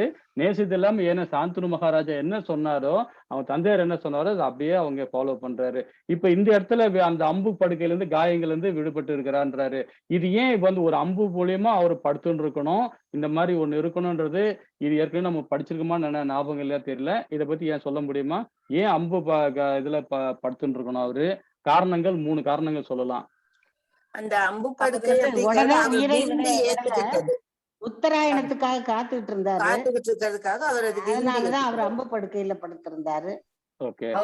அந்த காலம் வரும் வரைக்கும் நம்ம காத்திருக்கணும்னு காத்திருந்தாரு. எதுக்கு அம்பு படுக்கை? சாதா படுக்கையே இல்ல. அது அது சொல்லுங்க. கர்ம வினையினால அங்க படுத்துட்டு இருக்காரு. அது வம்பு. என்ன கர்மம் அது? அர்ஜுனன் விட்ட தனக்கு தானே அம்புகள்னால கிருஷ்ணா பிரபுஜி, அவரு துரியோதனன் அவங்க கூட இருந்ததுனால அந்த அவர் அவருக்கு தனக்கு சாப்பிட்ட தானே அந்த தண்டனை இது கூட விதிச்சுக்கிட்டார். போகட்டும்னு படுத்திருந்தாரு. அந்த வாங்கி சாப்பிட்ட அந்த ரத்தம் எல்லாம் அந்த அது அப்பதான் பாவமடைந்த ஆ. ரத்தம் எல்லாம் வெளியே போகட்டுங்கிறதுக்காக காத்திருந்தாரு Prabhu. Okay okay okay okay. அப்புறம் இப்ப நம்ம விரும்பினாதான் போன உயிரை வாரம் விட முடியும் அப்படிங்கிற போன ஒரு வாரம் நம்ம இந்த கதையை படிச்சோம். ஞாபகம் இருக்குல்ல? அந்த கதையை பத்தி படிச்சோம், ஞாபகம் இருக்குங்களா? அதாவது பீஷ்மரோட ஸ்டோரி படிச்சோம். பீஷ்மர் யாருன்னு உங்களுக்கு படிச்சோம் இல்லைங்களா? கங்கா தேவியின் மகன். கங்காதேவியோட பையன். கங்காதேவி கங்கை பையன். கங்காதேவியின் எட்டாவது அதுக்கப்புறம் ஜென்மம் பிரபு. அதுக்கப்புறம் அதுக்கு முன்னாடி நீ கங்கா எப்பொழுது கொண்டு உயிரை விட நினைக்கிறாயோ அப்பொழுதுதான் விடலான்னு கங்கா இல்ல. தேவி சொன்னதுனால அது அவங்க ஓகே. சாந்தனு முன்னாடி மகாராஜா அவரு வந்து ஹரே அவருக்கு கிருஷ்ணா பிரபு. சந்தனுக்கும் அவர் ஒரு உங்களுக்கும் பிறந்தவங்க சத்தியவதிக்கும். சத்தியவதி போறாங்க. இல்ல இதுக்கு முன்னாடி அவரும் ஒருத்தர் பிரபுஜி. அரே ஹரே போல கிருஷ்ணா பிரபு. இல்ல அதை அவர் வந்து விட்டாங்களே. முந்தின ஏன்னா இது பிறவியில எதுக்கு நான் சொல்றேன்னா, இப்பதான் முன்னாடி படிச்சோம். பூர்வ ஜென்மத்துல என்ன பாவம் பண்ணமோ அந்த பாவத்தை இந்த ஜென்மத்துல நாம அனுபவிப்போம் நம்ம சொன்னோம் இல்லைங்களா? இவ பிரபுஜி அழகா பிடிச்சாரு. ஏன்னா நாம 8 வருஷத்துக்கு அந்த அதுல இருந்து நம்ம கொண்டு வந்தோம். அதுதான் முன்னாடி இந்த ஸ்டோரி நான் சொன்னேன் உங்களுக்கு போன வாரம். அந்த 8 வருஷங்களோட அதுல வந்து ஒரு வருஷம் இருக்காருங்களா பிரகஜின்னு சொல்லிட்டு, அந்த 7 வருஷத்துல என்ன சொல்றாங்க, இந்த காமதேவனை கூட்டும் போவேனா விட்டுட்டு போயிடலாம்னு சொல்றாங்க. அப்படியும் வந்து அதை அபகரித்து போகணும்னு சொல்லிட்டு யாரு பிரதீபின் சொன்ன உடனே அவன் மனைவி தான் சொல்றா, அவ கூட சொல்லல. 8 வருஷத்தோட 8வது வருஷம் என்ன சொல்றது, இல்ல என் மனைவி நான் சொல்றேன் அந்த வஸ்து வேணும், அந்த காமதேவனை நம்ம லோகத்துக்கு கொண்டு போலாம் அப்படின்னு. இல்ல அது அவன் எதுவுமே மறுப்பு சொல்லாம அந்த காமதேவன் தூக்கி போயிடுறாங்க. அது கூட இவங்களும் ஹெல்ப் பண்றாங்க. 7 வருஷத்துக்கும் ஹெல்ப் பண்றாங்க. அதுக்கப்புறம் அங்க சொர்க்கம் அவங்க இடத்துக்கு கொண்டு போயிடுறாங்க. வச்சுட்டு வந்து அதுக்கப்புறம் வந்து அது இது கொடுத்துட்றாரு. ஆனா இதுல என்னன்னா, அதுக்கு ஒரு இதுக்கு அதாவது ஹெல்ப் பண்ணுங்க, இந்த சாபத்துல இருந்து எங்களை வெளியே வரணும்னு என்ன வழின்னு அப்ப இத மாதிரி சொல்றாங்க. அதாவது நீங்க மனிதனா பிறவி எடுப்பீங்க, பிறவி எடுத்து ஒரு தாய் வயித்துல இருந்து பிறவி எடுத்து அதுக்கப்புறமா வருவீங்க அப்படின்னு சொல்லிட்டு சொன்னாங்க. நம்ம ஏற்கனவே படிச்சோம் இல்லைங்களா? இந்த இடத்துல அது இப்ப பிதாமகரோட முன் ஜென்மத்துல பிரிசினர் கர்மிகளா அவர் என்ன பண்றாருன்னா, அவரும் அவர் மனைவியும் இந்த காமதேவனை தேடி வந்திருக்கும் போது அவ காட்டுல 2 பேரும் போயின்னு இருக்கும் போது பாத்தீங்கன்னா, அப்ப வந்து ஒரு சர்ப்பம் வந்து அந்த சைட்ல போயின்னு இருக்கும்போது இவங்க என்ன பண்றாங்க, அவருடைய மனைவி பார்த்துட்டு அந்த சர்ப்பம் போயின்னு இருக்கு எனக்கு தீண்ட வருது அப்படின்னு சொன்ன உடனே இவர் என்ன பண்றாரு, வில் எடுத்து அம்பு எடுத்து அடிச்சிடுறாரு. யாரு அந்த 8வது வஸ்துக்கள் இருக்காருல்ல அவர் எடுத்து அடிச்சிடுறாரு. அடிச்ச உடனே அந்த பாம்பு வந்து அது வந்து உயிரிடுது. அப்ப உயிரிடும் போது அவர் சொல்லுது, நான் வந்து கஷ்டப்படணும், இந்த வில் அம்போட நான் எப்படி கஷ்டப்படுறனோ அதே மாதிரி உன்னுடைய அடுத்த பிறகு நீ அனுபவிப்பாய் அப்படின்னு சொல்லி அதுக்கப்புறம் அந்த சாபம் கொடுக்குது. அந்த சாபத்தினால்தான் வந்து பிதாமகர் வந்து இந்த வில் அம்புல படுக்கிறாரு. அப்போ வந்து இதுக்கு ஒரு விமோசனம் வேணுமே அப்படின்னு கேட்கும் போதுதான் வந்து அதுக்கப்புறமா தான் குந்தி இவங்க கங்காதேவி என்ன சொல்றாங்க, கங்காதேவியும் நம்மளுடைய சாந்தனு மகாராஜா என்ன சொல்றாங்கன்னா, நீ உயிரிடணும்னா நீ நினைச்சாதான் உயிரிட முடியும் அப்படின்னு சொல்லிட்டு இந்த இடத்துல சொல்றாங்க. ஒரு மங்களகரமான நேரத்துல நீ நினைச்சா அந்த இதுல உயிரிடலாம் அப்படின்னு சொல்றேன். இதுதான் அந்த காரணம். அந்த காரணம் யாரு? காரியம் செஞ்சவரும் இவர்தான், காரணகர்த்தாவும் இவர்தான். இந்த பிறவில அந்த வில்லு அம்புல இருந்து அந்த காயத்தோட அவர் வெளியே வராரு. இதுதான் அதோட நம்ம உதாரணமா எடுத்துக்கலாம். ஹரே கிருஷ்ணா. 32 மாதாஜி. மாதாஜி ஒரு ரிக்வெஸ்ட், நீங்க படிச்சவங்க அடுத்தவங்களுக்கு இது கொடுங்க. நீங்களே படிச்சுட்டு இருக்காங்க, அடுத்தவங்களுக்கும் சான்ஸ் கொடுங்க. ஹரே கிருஷ்ணா. ஹரே கிருஷ்ணா. படிங்க மாதாஜி. பீஷ்மதேவர் கூறினார், இதுவரை வெவ்வேறு விஷயங்களிலும் கடமைகளிலும் ஈடுபட்டிருந்த எனது சிந்தனை, உணர்வு மற்றும் விருப்பம் ஆகியவற்றை இப்பொழுது நான் சர்வசக்தி படைத்தவரான பகவான் ஸ்ரீ கிருஷ்ணரில் ஈடுபடுத்துவேனாக. அவர் எப்பொழுதும் சுய திருப்தியுடையராவார். ஆனால் அவரிடமிருந்து தான் ஜட உலகம் படைக்கப்பட்டிருக்கிறது என்றாலும் அவர் பக்தர்களில் தலைவராக இருப்பதால் ஜட உலகில் அவதரித்து தெய்வீக இன்பத்தை அவர் அனுபவிக்கிறார். ஹரே கிருஷ்ணா. ஹரே மாதாஜி. ஹரே மாதா. இங்க பீஷ்மதேவர் என்ன சொல்றாரு பாருங்க, வெவ்வேறு கடமைகள் எல்லாருக்கும் ஒரு கடமைகள் கொடுத்துருக்கோம். எப்படிலாம் அவங்க இது பண்ணோம், அந்த சிந்தனை, அந்த உணர்வு, விருப்பம் இதெல்லாம் வந்து மூலியமா தான் நாம எல்லாத்தையும் பகவான் வந்து படைச்சிருக்காரு அப்படின்றத நாம இருந்து புரிஞ்சுக்கலாம். இன்னும் நிறைய விளக்கம் படிச்சுக்கிட்டே போலாம், நம்ம டைம் ஆயிட்டுக்குது. இந்த இடத்துல ரொம்ப அழகா இந்த ஸ்லோகம் மூலியமா சொல்லப்பட்டுள்ளது. ஹரே கிருஷ்ணா. நான் 33 மாதாஜி. ஹரே கிருஷ்ணா பிரபு. ஹரே கிருஷ்ணா. ஸ்ரீ கிருஷ்ணர் அர்ஜுனனின் நெருங்கிய நண்பர் ஆவார். அவர் தம்மால் மரத்தின் நீல நிறத்தை ஒத்த திவ்யமான உடலுடன் இவ்வுலகில் உலகில் தோன்றியுள்ளார். 3 கிரக அமைப்புகளில் மேல், மத்திய, கீழ் இவ்வுலகில் தோன்றியுள்ளார். 3 கிரக அமைப்புகளில் மேல், மத்திய, கீழ் உள்ள அனைவரையும் அவரது உடல் கவர்ந்து இழுக்கிறது. பளபளக்கும் அவரது மஞ்சள் நிற ஆடையும் சந்தன குழம்பினால் வரையப்பட்ட சித்திரங்களை கொண்ட அவரது தாமரை முகமும் என்னை கவர்ந்து இழுக்கும் பொருட்களாக அமைய வேண்டும். மேலும் கர்ம பலன்களில் நான் பற்றில்லாமல் இருப்பேனாக. ஹரே கிருஷ்ணா பிரபு. ஹரே கிருஷ்ணா, ஹரே கிருஷ்ணா. இப்ப இந்த இடத்துல பகவானை பத்தி ரொம்ப அழகா இங்க வர்ணிக்கிறாங்க பாருங்க. இப்ப நாம வந்து பாத்தீங்கன்னா பகவானை வந்து, அதாவது பகவத்கீதை நம்ம படிச்சிருக்கோம், பேசிக் கிளாஸ்ல படிச்சிருக்கோம். இதே வந்து பத்ம புராணத்துல பகவானை வந்து இந்த இடத்துல வர்ணிச்சிருக்காங்க. அது எப்படி வர்ணிச்சிருக்காங்க, நீங்க என்ன படிச்சிருக்கீங்களா, ஞாபகம் இருக்குங்களா உங்களுக்கு? ஏன்னா நம்ம ஃபர்ஸ்ட் அத்தியாயத்துல நம்ம இதை பத்தி நம்ம வந்து, அதாவது பத்ம புராணத்துல சிவபெருமானும் பார்வதியும் பேசி கொள்ளப்பட்டது. பகவானுடைய எப்படி வர்ணிக்கிறாரு, சிவபெருமானை வர்ணிக்கிறாரு, பார்வதி தேவி 2 பேரும் பேசுவாங்க. அது யாராவது ஞாபகம் இருக்குங்களா? பத்ம புராணத்துல சொல்லப்பட்டுள்ளது ஃபர்ஸ்ட் அத்தியாயத்தோட மகிமையை வந்து ஈஸ்வரர் வந்து பார்வதி தாயாருக்கு சொல்லுவாங்க. பீஷ்மர்ல பகவான் சொல்லுங்க. சொல்லுவாரு. இந்த பகவத்கீதை ஃபர்ஸ்ட் சாப்டர் படிக்கிறதுனால என்னென்ன மகிமையை அப்படின்னு சொல்லிட்டு அவருக்கு பார்வதி தாயாருக்கு அந்த மகிமையை பற்றி சொல்லுவாங்க. அது என்னன்னு சொல்றாங்க, அதாவது அவர் உடலை பத்தி வர்ணிப்பாங்க. இந்த 18 அத்தியாயத்தை பத்தி அந்த விளக்குவாங்க. நீங்க ஏற்கனவே சொல்லிருக்கீங்க நினைக்கிறேன். அது சொல்லட்டுங்களா பிரபுஜி? சொல்லுங்க. 5 தலை 18 அத்தியாயம் வந்து பகவானுடைய முழு உருவம் சொல்லிட்டு, 5 தலை வந்து பகவானுடைய 5 தலை, 10 கரங்கள், ஒரு வயிறு, 2 பாதங்கள், மொத்தம் 18 அத்தியாயங்கள் பகவானுடைய முழு உருவம் தான் பகவத்கீதை என்பதை அவங்க வந்து பத்ம புராணத்துல விளக்குறாங்க. ஹரே கிருஷ்ணா. அதே மாதிரிதான் வந்து பாத்தீங்கன்னா நம்ம கருட புராணத்திலே வந்து பாத்தீங்கன்னா ரொம்ப அவர் இடத்துல சொல்லியிருப்பாங்க, எப்படி வந்து தாயோட சிசுல வந்து குழந்தை எப்படி வளருது, ஃபர்ஸ்ட் வந்து எந்த பார்ட் வளருது, எந்த பார்ட் அதுக்கப்புறம் வளருதுன்றத கருட புராணத்தை ரொம்ப அழகா சொல்லிட்டு இருப்பாங்க. அதோட விளக்கத்தை வச்சுதான் நாம வந்து இதுல படிக்கலாம். அதாவது இப்ப பகவத்கீதை வந்து 18 அத்தியாயத்தை, அதாவது மேலு, மத்திய, கீழே இந்த மாதிரி பிரிச்சிருக்காங்க.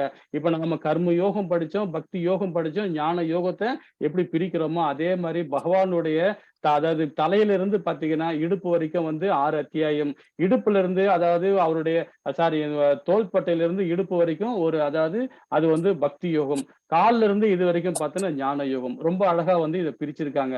இந்த இடத்துல வந்து பீஷ்மர் வந்து ரொம்ப அழகா சொல்றாரு பாருங்க. அதாவது நீல நிறத்த திவ்யமான உடலுடன் இவ்வுலகில் தோன்றியுள்ள 3 கிரக அமைப்புகளும் மேலும் மத்திய கீழே இவ்வுலகில் தோன்றியுள்ளார். 3 கிரக அமைப்புகளை மேல், மத்திய, கீழும் அதாவது உள்ள அனைவருமே அவரது உடலை கவர்ந்து இழுக்கிறார். பளபளக்கும் அவர் மஞ்சள் நிற அடையும் சந்தன குழுவிட்ட சித்திரைகளை கொண்டு அவரது தாமரை முகமும் என்னை கவர்ந்து இழுக்கும் பொருட்களாக அமைய வேண்டும். மேலும் கர்ம பலன்களை நான் பற்று இல்லாமல் இருப்பேனாக. ரொம்ப அழகா இந்த இடத்துல வர்ணிக்கப்படுகிறது. ஹரே கிருஷ்ணா. 34வது ஸ்லோகம். ஹரே கிருஷ்ணா. சிநேகத்தினால் அர்ஜுனனுக்கு ஸ்ரீ கிருஷ்ணர் ஏவல் புரிந்த இடமான போர்க்களத்தில் குதிரைகளின் குழம்புகளால் எழுப்பப்பட்ட தூசுகளினால்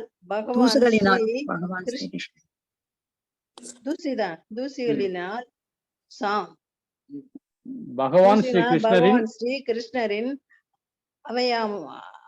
அலையாகும் அலைபாயும் சாம்பல் நிறமாக மாறியது. மேலும் அவரது பணியினால் விளைந்த வியர்வையை துணிகள் அவரது முகத்தை நனைத்தன.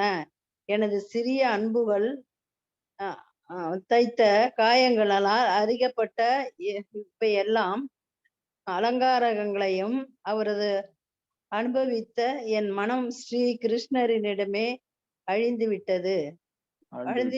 விடட்டும். ஹரே கிருஷ்ணா, ஹரே கிருஷ்ணா.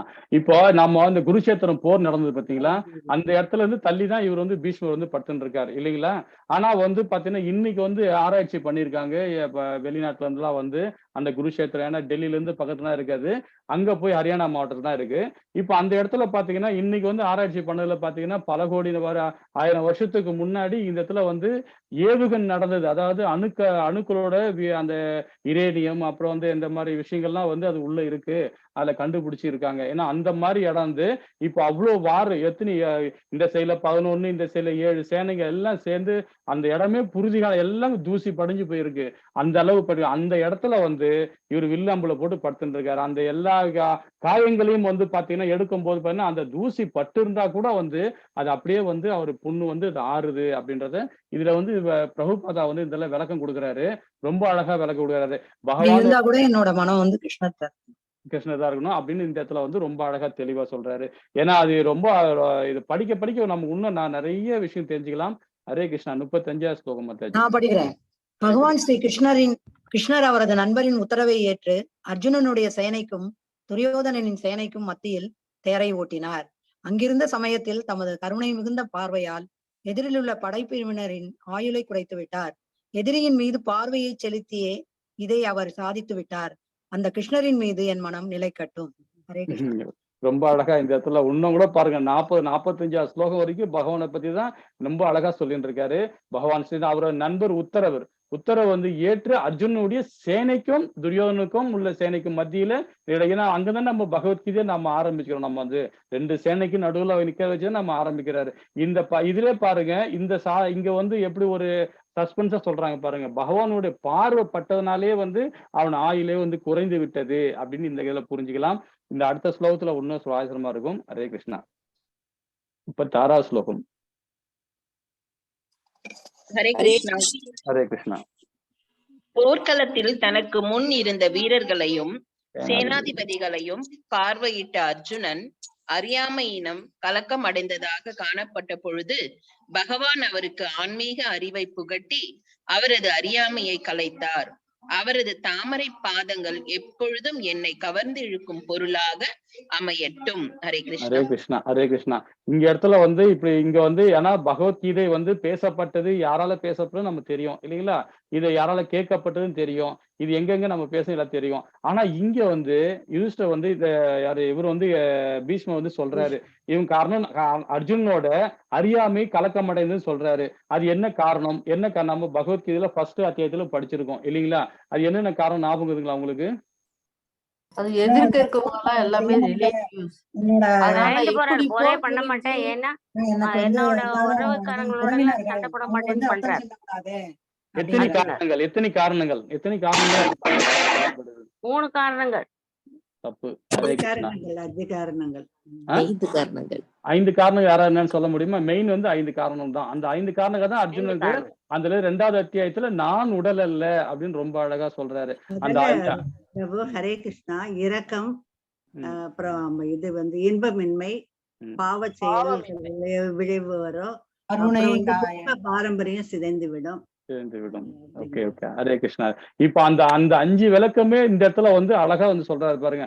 அர்ஜுன அறியாமலையும் கலக்கமடைந்த காணப்பட்ட பொழுது பகவான் அவருக்கு ஆன்மீக அறிவை புகுட்டி அவரது அறியாமை கலைத்தார் அப்படின்னு இந்த இடத்துல சொல்லப்படுது. அவரது தாமரை பாதங்கள் எப்போதும் என்னை கவர்ந்து இழுக்கும் பொருளாக அமையட்டும் அப்படின்னு இந்த இடத்துல உயிரிடும் போது கூட பீஷ்மர் வந்து பாத்தீங்கன்னா பகவானு அந்த அளவு வர்ணிக்கிறார், ஞாபகப்படுத்துறாரு. பகவத்கீதையில இருக்க வேதங்கள் என்ன சொல்லப்பட்டு ஏன்னா அந்த 5 அறியாமையினால்தான் வந்து அந்த தெரியாமனால்தான் வந்து இந்த பகவத்கீதையே பேசப்பட்டது இல்லைங்களா? இல்லைன்னா பேசிருக்க மாட்டேன். ஆனா வேற ஒரு காரணம் மூலியமா பேசியிருப்பாங்க. அது பகவானோட லீலை தான் அது. சோ 37வது ஸ்லோகம் மாதாஜி.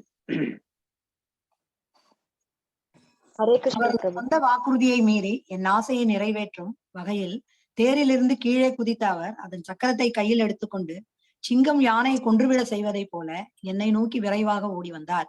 வழியில் அவ மேலாடையும் சரிந்து கீழே விழுந்தது. இது எந்த இடத்துல நடந்தது தெரியுங்களா? ஞாபகம் இருக்குங்களா? அதாவது அம்பு விடமாட்டேன்னு சொல்லிட்டு அர்ஜுனன் நிப்பாரு, எங்க தாத்தா அவரு அப்படின்னு சொல்லிட்டு, இப்ப நீ கொல்றியா இல்ல நான் அம்பு விடவா அப்படின்னு சொல்லிட்டு சக்கரத்தை தூக்கிடுவாரு. பரவாயில்ல நான் விதியை மீறினாலும் பரவாயில்லன்னு சொல்லிட்டு தூக்கிடுவாரு. ஏன் அந்த இடத்துல அவர் அந்த மாதிரி ஆக்ரோஷமா ஆகணும்? பகவான் ஏன் அந்த ஆயுதத்தையே எடுக்க மாட்டேன்னு சொல்லி இருந்தாரு. தகுந்தபடி அர்ஜுனன் வந்து கொல்ல மாட்டேன் தாத்தாவ அப்படின்னு சொல்லிட்டு அடம் பண்றாரு.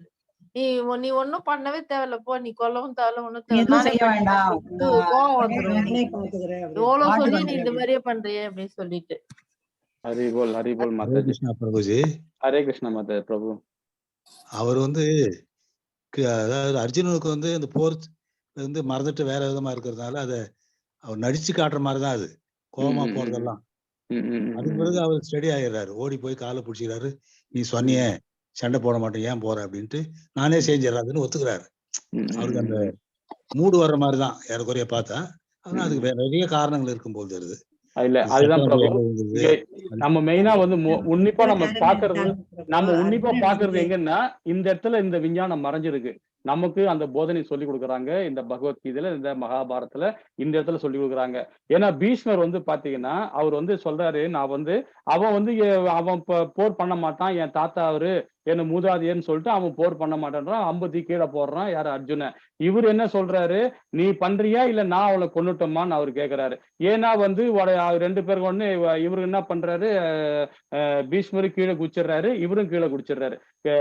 இவரு பகவான் தான் கீழே குதிச்சு அவரை வந்து என்ன பண்றாரு, உன்னை நான் கொன்னுடுவேன் அப்படின்னு சொல்ல வர. ஏன்னா வந்து நீங்க பண்ண தப்புனால அவர் கொல்லப்படணும் அப்படின்னு சொல்லிட்டு இங்க அர்ஜுனனுக்கு விலைக்கு சொல்றாரு பகவான், அவர் கொல்லப்படணும் அப்படின்றாரு. எதுக்கு காரணம் என்ன அப்படின்னு சொல்லிட்டு இவர் கேட்கிறாரு, யாரு பீஷ்மர் கேட்கிறாரு, நான் என்ன பண்ணேன் எனக்கு ஏன் வரணும். அப்ப நீங்க செஞ்ச காரியம் வந்து நல்ல காரியமே கிடையாது, நீங்க சுயநலவாதி அப்படின்னு பகவான் வந்து இந்த சுத்தி காட்டுறாரு. நான் சுயநலவாதியா, நான் பிரம்மச்சரியம் விரதம் இருந்துட்டு இருக்கேன், இந்த நாட்டுக்காக நான் வந்து பாதுகாத்துட்டு இருக்கேன், அப்படி இருக்கும்போது என்னை எப்படி நீங்க குறை சொல்லலாம் அப்படின்னு சொல்லிட்டு அவர் சொல்றாரு.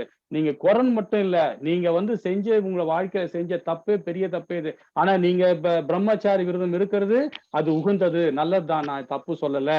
ஆனாலும் உங்களுக்குன்னு ஒரு சட்ட திட்டங்களை நீங்களே ஏற்படுத்திக்கிறீங்க, உங்களுக்குன்னு ஒரு கடமையை நீங்களே உருவாக்கி அதன் மூலியமா என் நாட்டு மக்களை கொண்டு வரணும்னு நினைக்கிறீங்க, அது அபத்தம் இல்லையா? அதனால்தான் நான் இந்த மாதிரி ஆளுகளை உடனே கொல்லணும்னு நான் சொல்றேன் அப்படின்னு சொல்றேன். உடனே இவருன்னு சொல்றாரு, அப்ப தனி மனிதனோட ஒழுக்கத்தை நீ வந்து கொச்சைப்படுத்துறிய அப்படின்னு சொல்லிட்டு நிறைய பீஷ்மர் சொன்ன உடனே அப்படின்னு சொல்றாரு. இல்ல அப்படின்னு சொல்லிட்டு திருப்ப வந்து அந்த இடத்துல பீஷ்மருக்கு உபதேசம் பண்றாரு. எப்படி நம்ம கர்ணனுக்கும் உபதேசம் பண்றாரு, பீஷ்மருக்கும் உபதேசம் பண்றாரு, அங்க இவருக்கும் நம்ம அர்ஜுனனுக்கும் ஏற்கனவே உபதேசம் பண்ணிட்டாரு. அந்த இடத்துல விலைக்கு சொல்லுவார், இதெல்லாம் காரணம், இந்த விஷயத்துல நீங்க வந்து இருந்ததுக்கான காரணம் என்ன, இது என்ன நடந்தது, இதெல்லாம் வந்து அந்த இதுல விலைக்கு சொன்ன பேருதான் பீஷ்மருக்கு அதுக்கப்புறம் புரிஞ்சுது. ஏன்னா நீ கொல்லப்படலைன்னா என்கிட்ட ஒரு ஆயுதம் கிடையாது, உங்ககிட்ட பிரம்மாஸ்திரம் இருக்கு, எல்லாமே இருக்கு, பிதாமகரே எல்லாம் உங்ககிட்ட இருக்கு, என்கிட்ட ஒரு ஆயுதமும் தேவையில்லை, என்னுடைய சக்கரத்தோட என்ன தேரோட சக்கரமே உன்னை நான் கொன்னுடுவேன் அப்படின்னு சொல்றாரு. அங்க சொன்ன உடனே அப்படியே சகிச்சு போய் நிக்கிறாரு. ஆனா அதுக்கப்புறமா அப்பவும் கோவப்பட்டு என்ன பண்றாரு, அந்த ஆயுதத்தை விடுறாரு. யாரு பீஷ்மர் விடுறாரு. விட்ட பிறகு கூட அவர் என்ன போய் எந்த ஆயுதமும் பகவான் கிட்ட அப்படியே நின்றுடுது, அப்படியே நின்று போயிடுது. அப்பதான் அவருக்கு புரியுது, அவருக்கு இது என்னமோ ஒரு பிரச்சனை நடக்குது இந்த இடத்துல இருக்கு அப்படின்னு ஒண்ணு. அப்பதான் வந்து உபதேசம் பண்றாரு, நான் இவ்வளவு நாள் நீங்க முழுமுறு கடவுள் நீங்க வாழ்ந்துட்டு இருக்கீங்க, இந்த ஞானம் கூட தெரியாம நான் வாழ்ந்துட்டு இருக்கேனே பகவானே அப்படின்னு சொல்லிட்டு அந்த இடத்துல சரணாகதி அடைந்து இந்த உயிர் இப்பவே போட்டோம் அப்படின்னு சொல்லிட்டு அவரு அங்க வந்து பிதாமகர் வந்து பகவான் கிட்ட விடுறார். அதுதான் இந்த இடத்துல சொல்ல வர்றாரு. ஏன்னா என் ஆசைகளை நிறைவேற்றும் வகையில் தேரிலிருந்து கீழே குதித்த அவர், அதாவது எந்த ஆசை, அவரை உயிரோடணும், உயிரை எடுக்கணும்ன்ற ஆசைய அந்த சக்கரத்தின் கையில் எடுத்துக்கொண்டு சிங்கம் யானை கொன்றுவிட செய்வதை போல என்னை நோக்கி விரைவாக ஓடி வந்தார், வழியில் அவ மேல அடையும் கூட சரிதை கீழே விழுந்தது அப்படின்னு இந்த இடத்துல சொல்ல வர்றாரு. ஹரே கிருஷ்ணா. அதாவது பாவம் நடக்கிற இடத்துல அவர் வந்து தட்டி கேட்காம விட்டதுதான் பெரிய பாவம். அதுக்காகதான் கிருஷ்ணர், அதான் அவரோட இது. கிருஷ்ணரையே ரொம்ப தியானம் பண்ணிட்டே இருக்காரு எப்பவும். ஆமா ஆமா ஆமா. ஹரே கிருஷ்ணா. இதை படிங்க, 40 முடிச்சுக்கலாம் சீக்கிரம். இது படிங்களேன். முத்தி அளிப்பவரான அந்த பரம புருஷ பகவான் ஸ்ரீ கிருஷ்ணரே எனது முடிவான இலக்காக இருப்பவராக எனது கூறிய அம்புகாலில் ஏற்பட்ட காயங்களினால் கோபம் அடைந்ததையே போல் போர்க்களத்தில் என்னை அவர் திடீரென தாக்க முற்பட்டார். அவரது கேடயம் சிதறி போயிருந்தது, மேலும் காயங்களினால் அவரது உடலில் ரத்தம் தோய்ந்திருந்தது. ஹரே கிருஷ்ணா. ஹரே கிருஷ்ணா. ஹரே கிருஷ்ணா. இதான் நம்ம இப்போ படிச்சோம், இப்ப நம்ம இது பண்ணும் பார்த்தீங்களா, அதுதான் இப்படி அப்படியே மேலோட வந்துட்டே இருக்கு. ஏன்னா அந்த கோபத்துல வந்து என்ன பண்றாரு, அந்த போர்க்களத்துல இந்த இடத்துல வந்து பகவான் வந்து அவருக்கு உபதேசம் பண்றாரு. இந்த உபதேசம் என்ன பண்றாருன்னு நம்ம ஓரளவுக்கு படிச்சோம். ஆனா அடுத்த கிளாஸ்ல நம்ம அதை பத்தி தெளிவா படிக்கலாம். ஹரே கிருஷ்ணா. இப்போ மணி ஆயிடுது, இந்த ஸ்லோகத்தோட நிறுத்திப்போம். ஹரே கிருஷ்ணா. இந்த ஸ்லோகம் படிங்களேன். ஹரே கிருஷ்ணா பிரபு. ஹரே கிருஷ்ணா பிரபுஜி, எங்களுக்கு டைம் ஆனதே தெரியல பிரபுஜி. ஹரே கிருஷ்ணா. உங்க சவுண்ட் இப்பதான் கேக்குது மாதாஜி. நீங்க நான் சும்மா எல்லாரும் பேசக்கூடாதுல்ல. நான் ஒவ்வொரு கிளாஸ்க்கும் வர்றேன். ஆனா நீங்க என்ன கவனிக்கல. ஹரே கிருஷ்ணா, ஹரே கிருஷ்ணா, ஹரே இறக்கும் சமயத்தில் எனது இறுதி கவர்ச்சி பரமபுருஷனாகிய ஸ்ரீ கிருஷ்ணர் மீது நிலை பெறட்டும். வலது கரத்தில் ஒரு சாட்டையும் இடது கரத்தில்